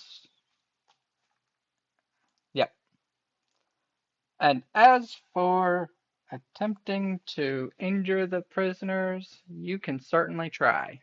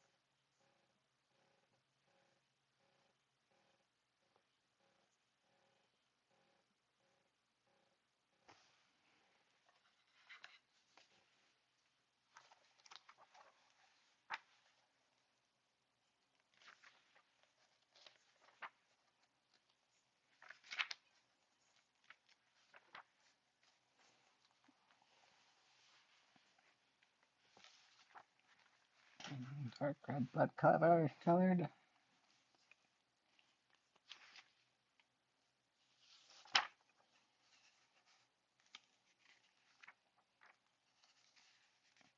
Yeah, you would be out making a round.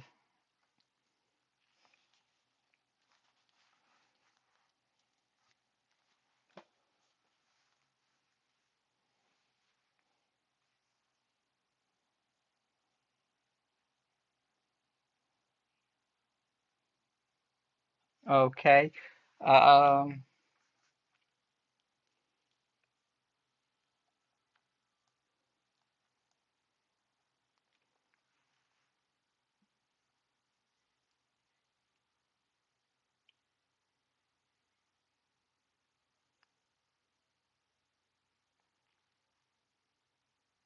I'm thinking. No, no, no.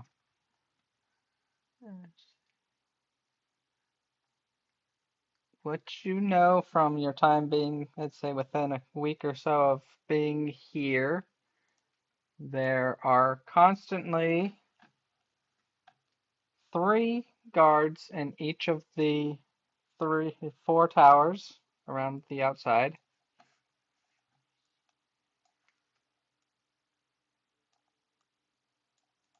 Then in the two guard shacks, there will be three in each guard shack, and two will go out for their rounds from each shack. So there'll be the four out in the halls doing their rounds.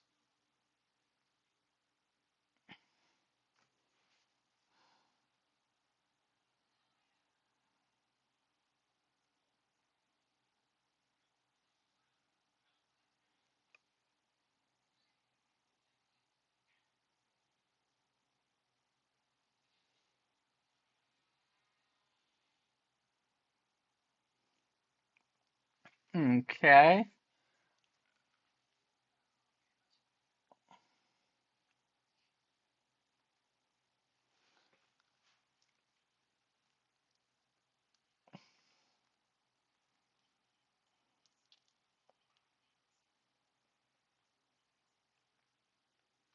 Um, yeah, I'd say that in your time off, you're able to get with them.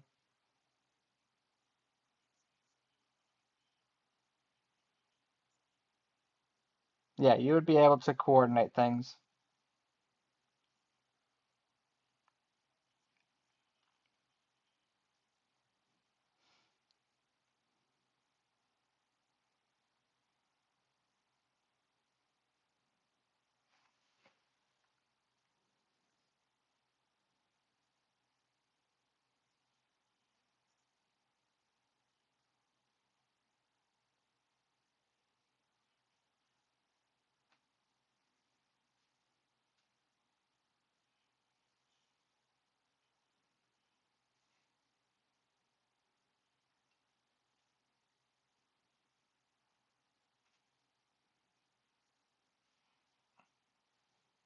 All right.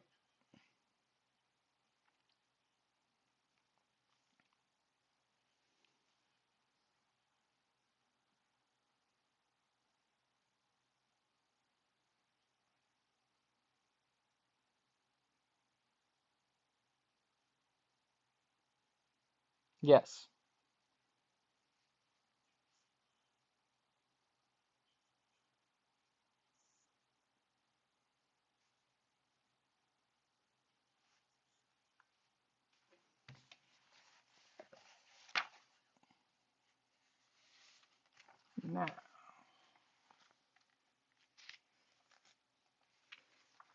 Now, as for your question about knocking a hole, hmm, how do you want to try and knock a hole in the wall? Yes.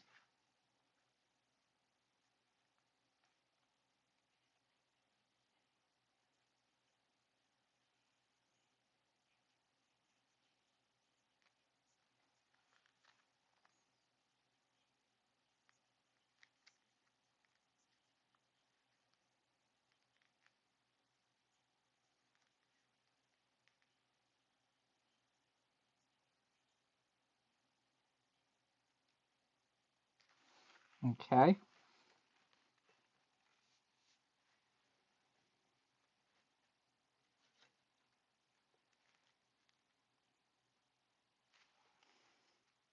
Yes.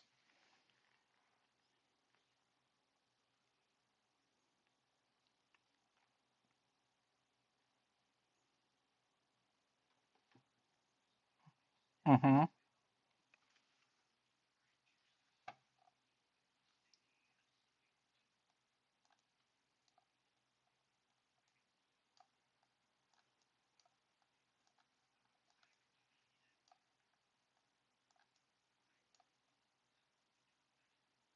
So you're wanting to have him meet you over here.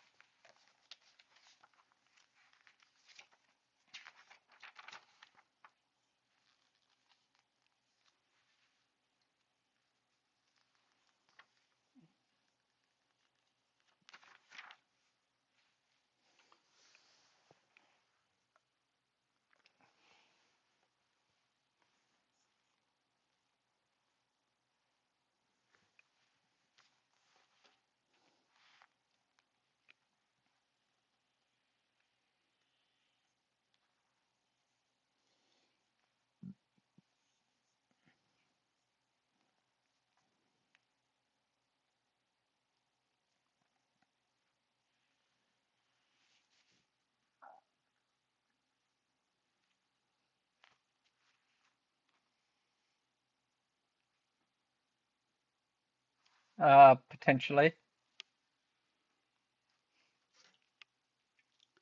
Mm-hmm.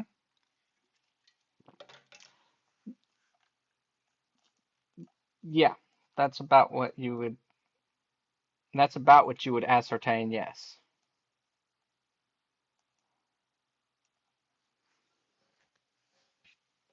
Mm-hmm.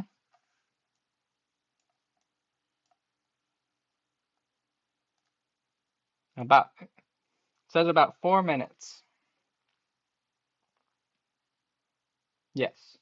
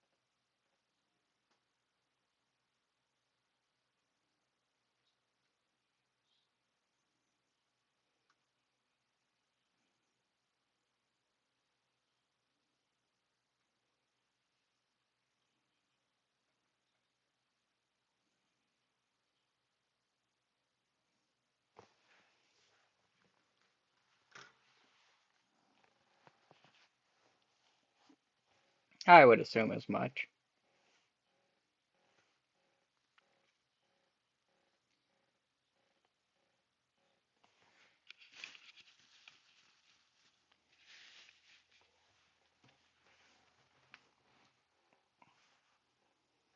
Outside? No,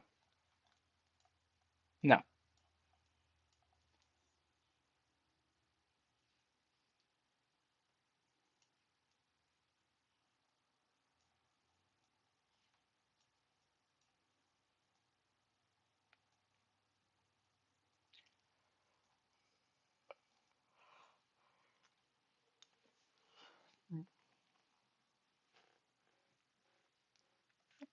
But remember, there is this guard tower over here.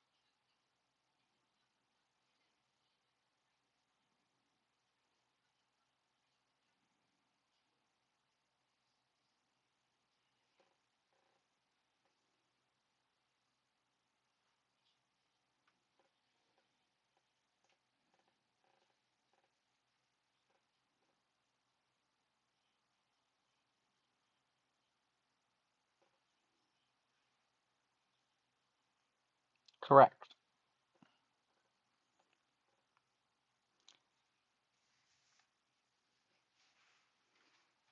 They get their.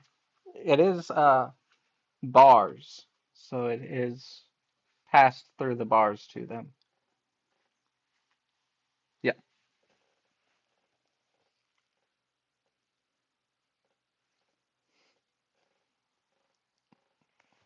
it is brought by guards.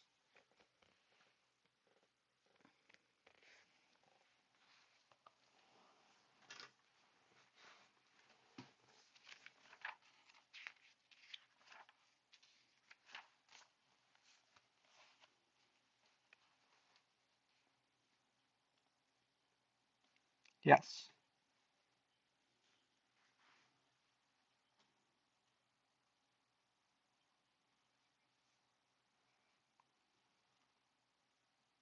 Which key are you talking?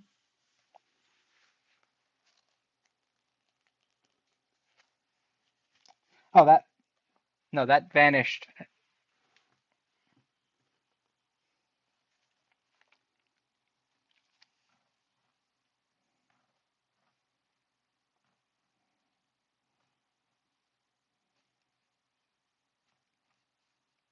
That is exactly what you're seeing.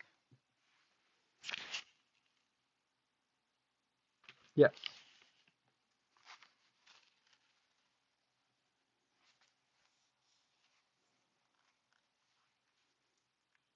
Yeah, you have not been here long enough. You haven't been brought up to the surveillance room yet.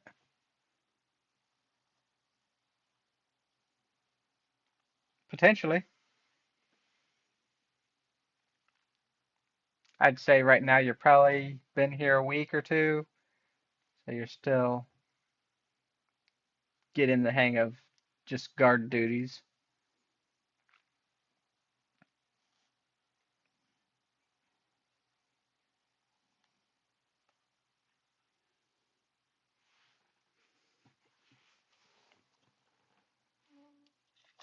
Let's see. So far, it has been a blizzard.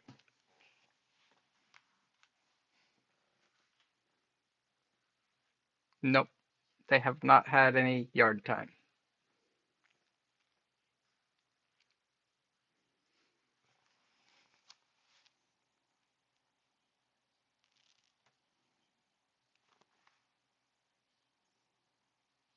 You've seen the prisoners just receive their food, and you've seen Mm, a couple of prisoners that have been brought out of their prisons, out of their cells,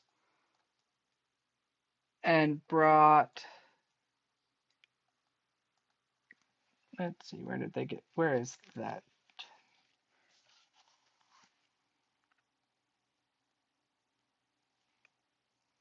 Into the center tower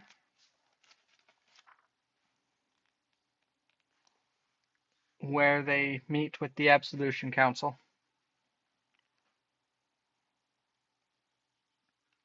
Yeah.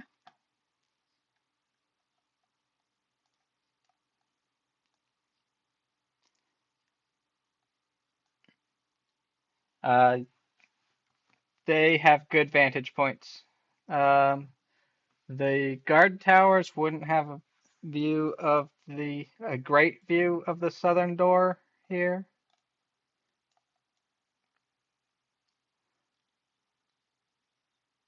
but you have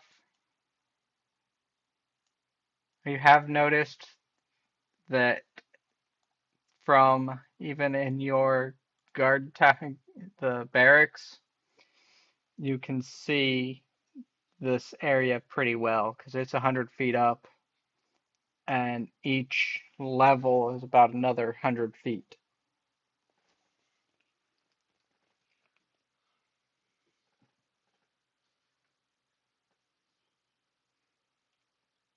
Yes, that is the armory. That is well, I'm sure you can guess from my line of questioning, but that is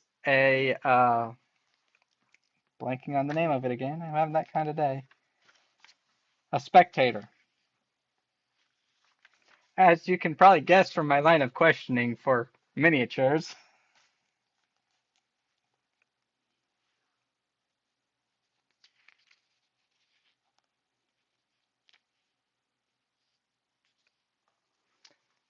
Yeah, that room 13. It's on the map, but that is a large storeroom and a privy.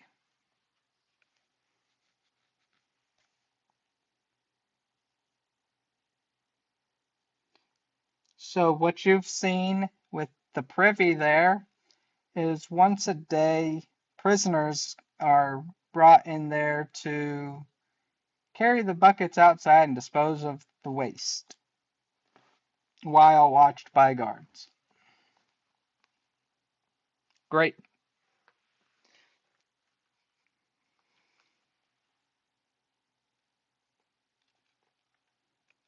Hmm.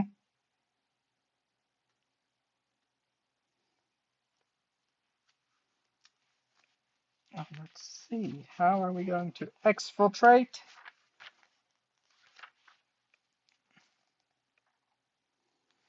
Hmm.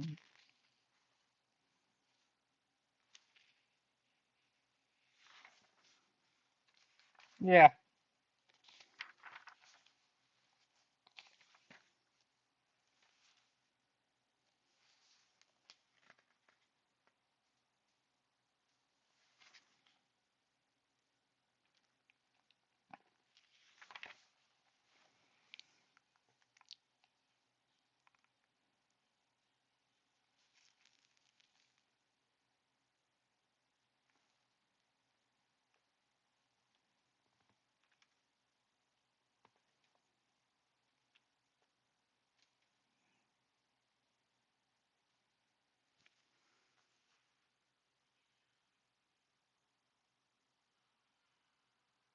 Is that where that's coming from?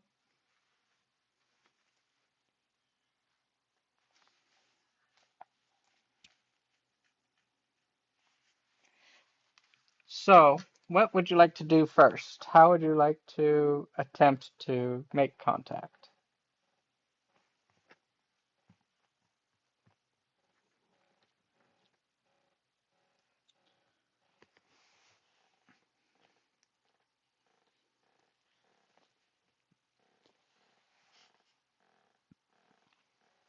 Okay.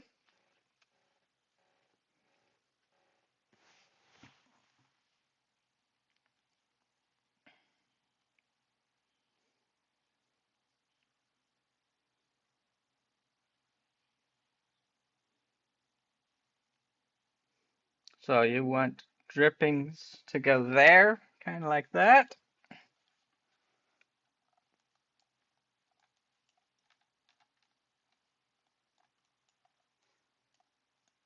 Yeah. So I've got drippings moved to here.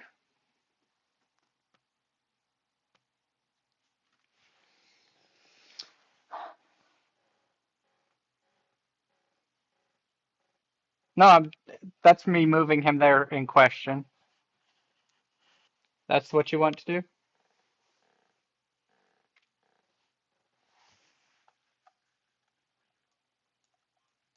Okay.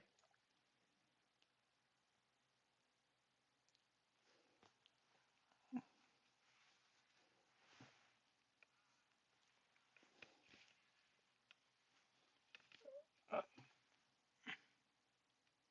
well, let me do.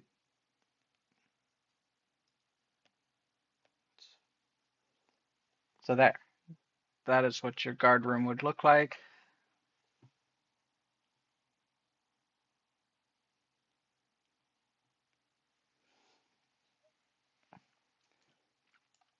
All right. So what are you going to try and say to?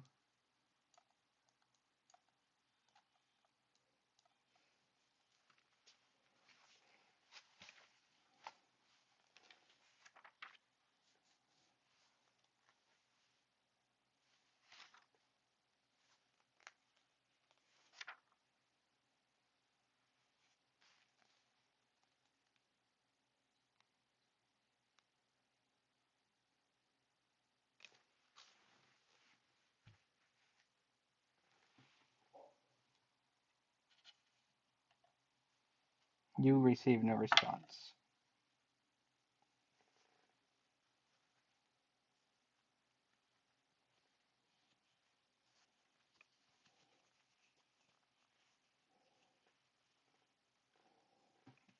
You receive no response.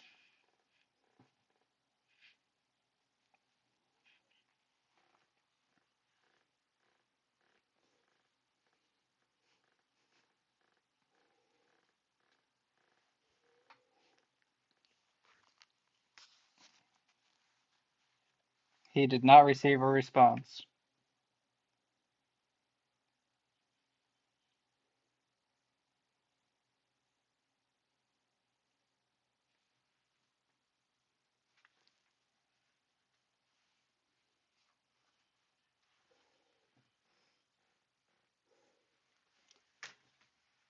According to your map, there is an anti-magic field.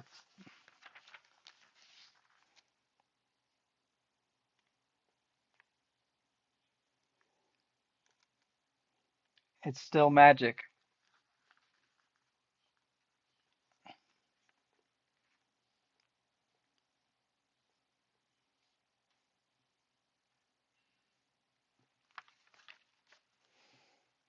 Mm,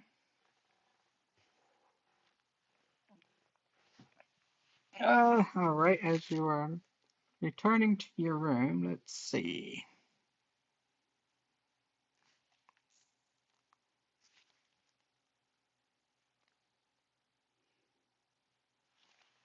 Mm,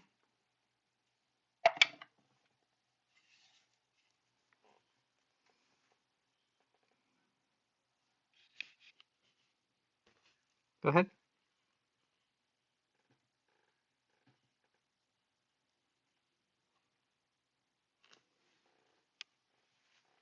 I'm sure they could attempt to.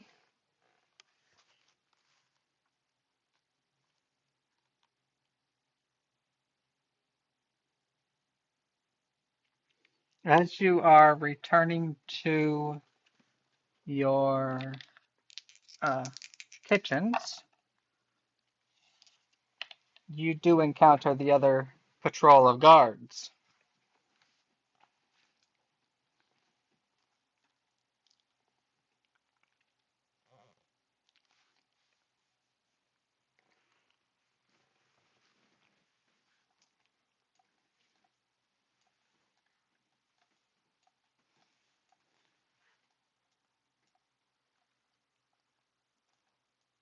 Could I get a charisma check from you to talk your way out of why you're there?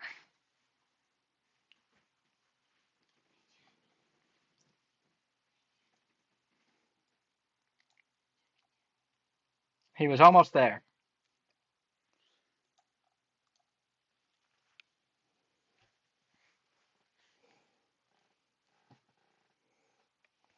I need a charisma check.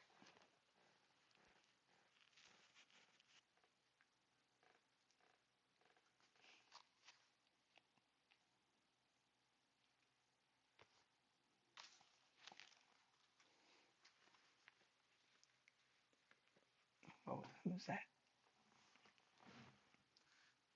You, I would say it's would be from your waiting for responses and trying. It took longer than you were expecting, and it could have been a guard coming from somewhere else. It could have been you lost track of time.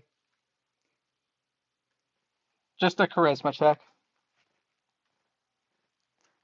check to see if you are able to talk your way into why you're where you were.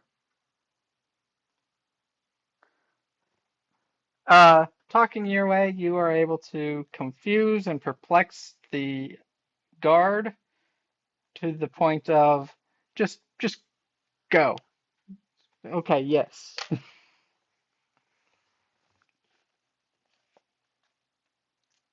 So you are successfully able to get back to the kitchen without raising suspicion.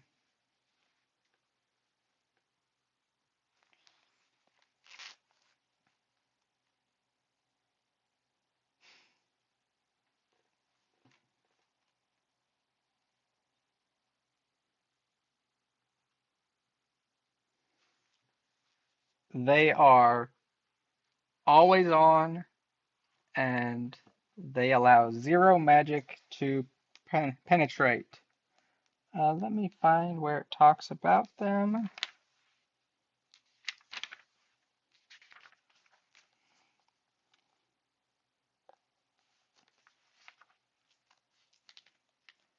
Yeah, I rolled just enough to say you ran into a guard on your way back. Um,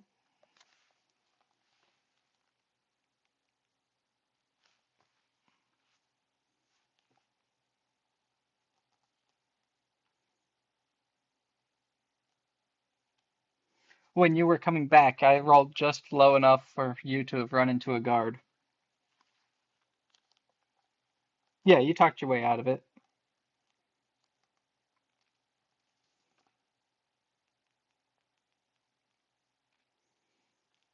Uh, yeah, you completely confused him to the point of just go. I don't know what you're saying, but just go.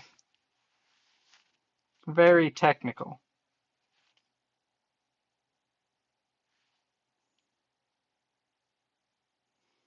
Um, yeah, it's just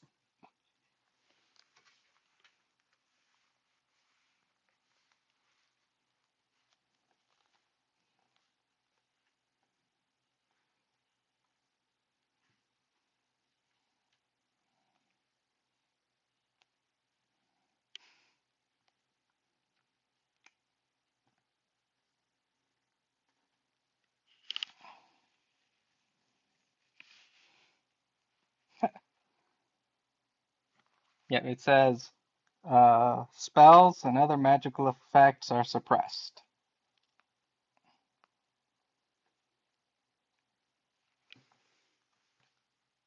And you said that was a racial ability.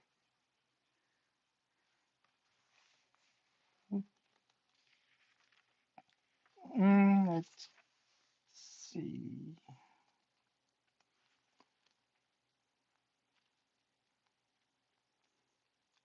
The warden, who you have seen, is wow, great name. Martha Marthanis, a human mage. You see her wearing a red robe with gold trim. She has a ring with 7 tiny keys hanging from in hanging from it. Let's see, there's that. You don't know all that. Oh, that's nice. Okay.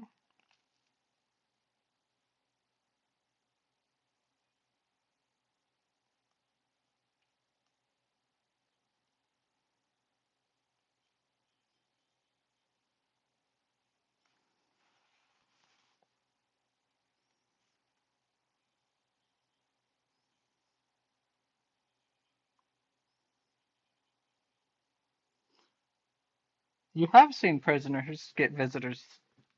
Uh,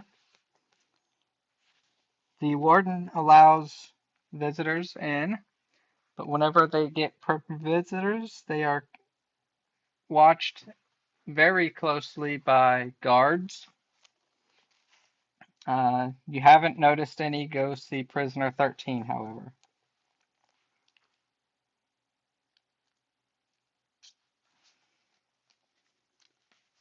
One thing you have learned about the prisoners over the course of your time here so far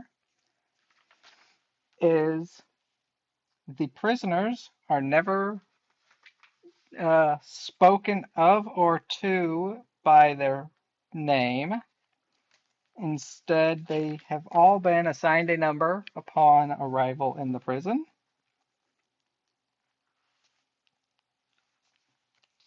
Let's see.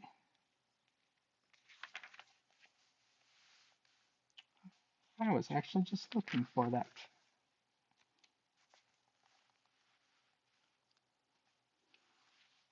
Mm, okay.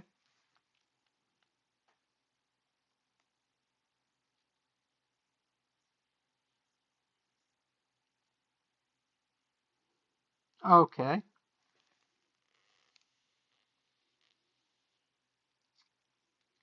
Yeah, this one is a much less straightforward heist if you haven't noticed. There's a lot more planning and chance to it.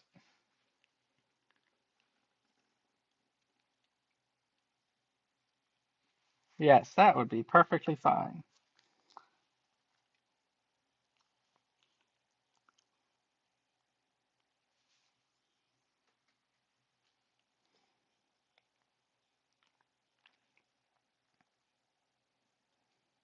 Yay. Uh, the numbers are assigned to the prisoners in numerical order and are never reused. The the currently the lowest number is prisoner number 6, and there is also a prisoner 299 currently incarcerated.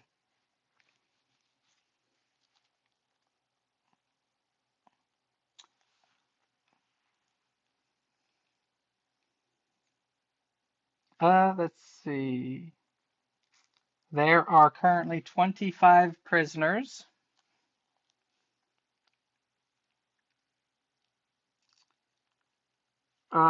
Each cell is enclosed by steel bars.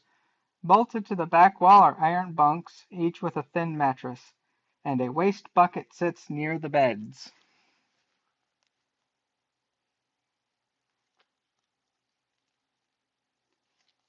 Hmm,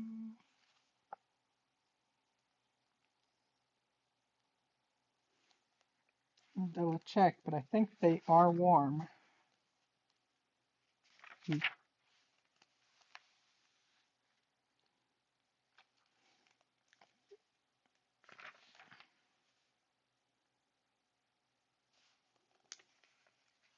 All right, let's see here.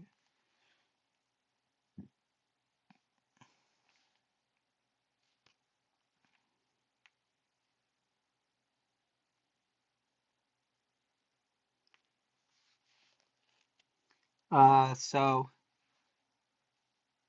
Internally, all of the inside spaces, except for Dripping's lovely uh, closet that he was in, and the guard towers that are external of the prison are kept at a balmy 68 degrees Fahrenheit or 20 Celsius.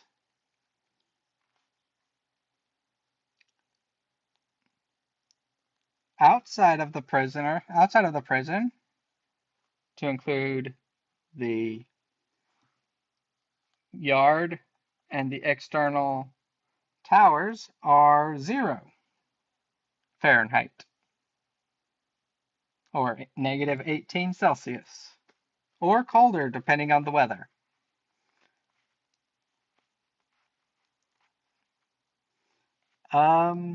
You already covered the lights.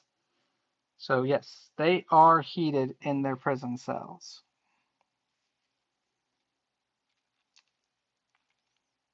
Oh, they are all.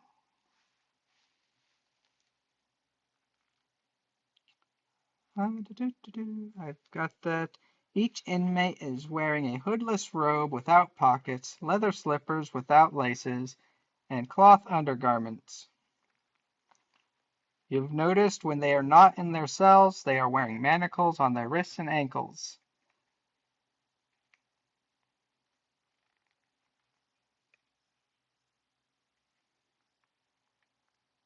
Yeah, she's probably been on some privy duty.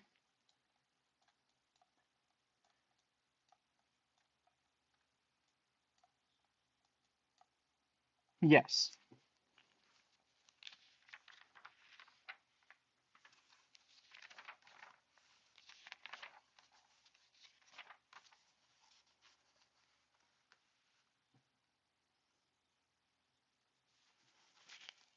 When you did see Prisoner 13, what you saw was a tightly muscled dwarven woman keeping her red hair cut short.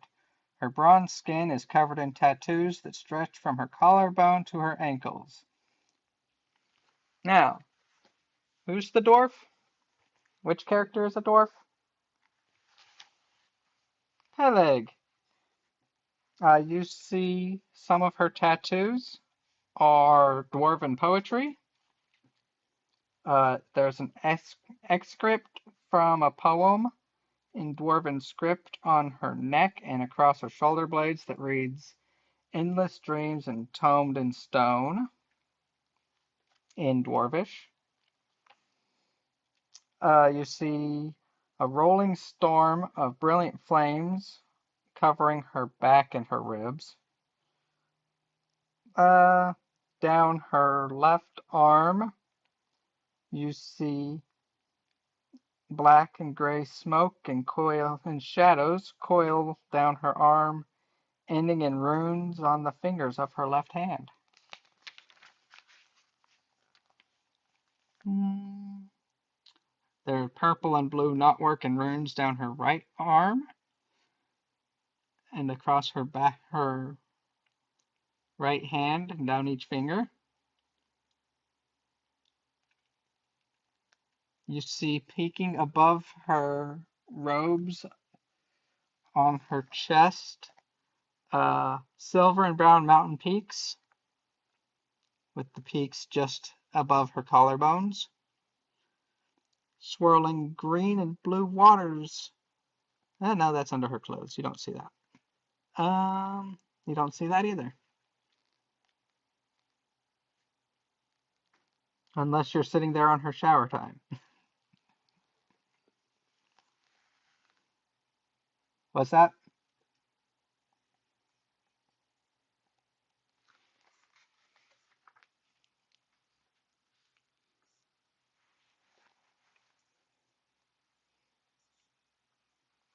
No.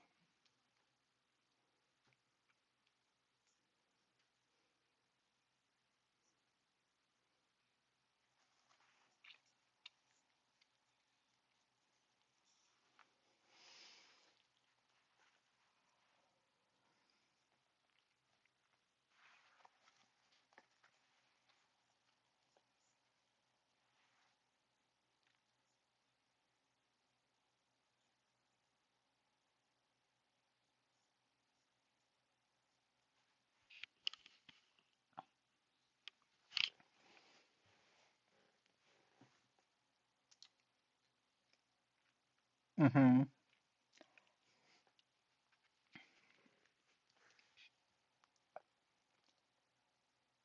Oh, and the guards, you guys are each wearing a tunic over your armor that bears the Lord's Alliance emblem, which is a gold crown on a red field.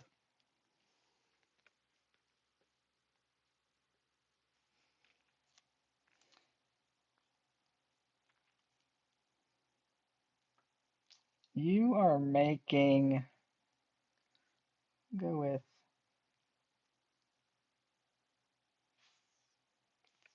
with, you are making 20 gold a week. Not not bad. I mean, it's an all expense paid duty.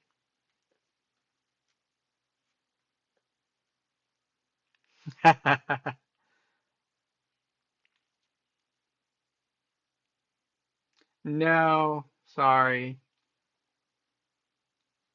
You would be making half that, so you've got your 10 gold a week. Not bad, but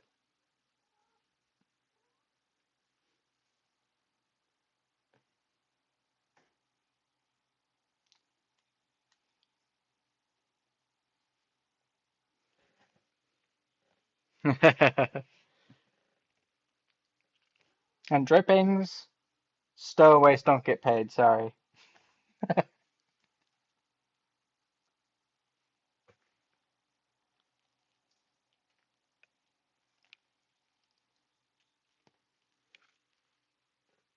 Just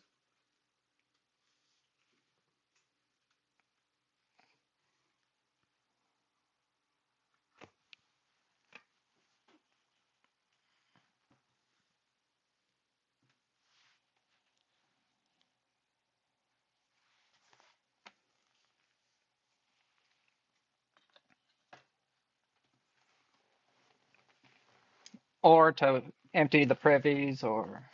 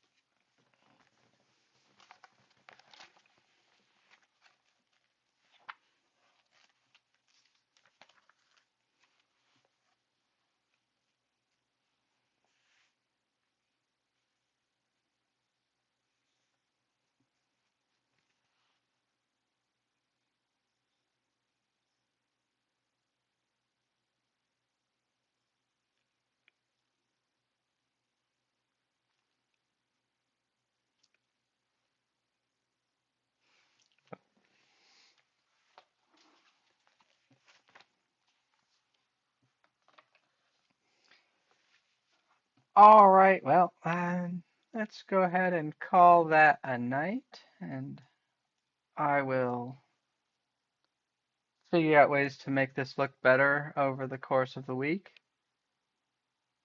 And, huh?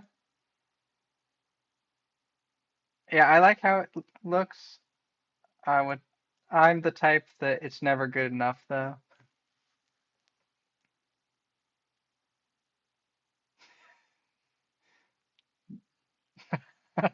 Exactly.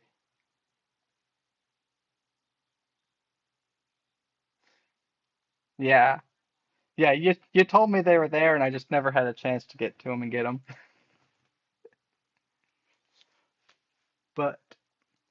But with that, we will call it a night. We will pick up again Hopefully we're able to next week, but we'll see if life happens like it loves to. Hopefully, hopefully you enjoyed tonight. I enjoyed the time in Neverwinter. That was fun, off the cuff time. Uh, all right. Uh, Thanks, y'all. Have a good evening, and hope to see you next week. Good night, everybody.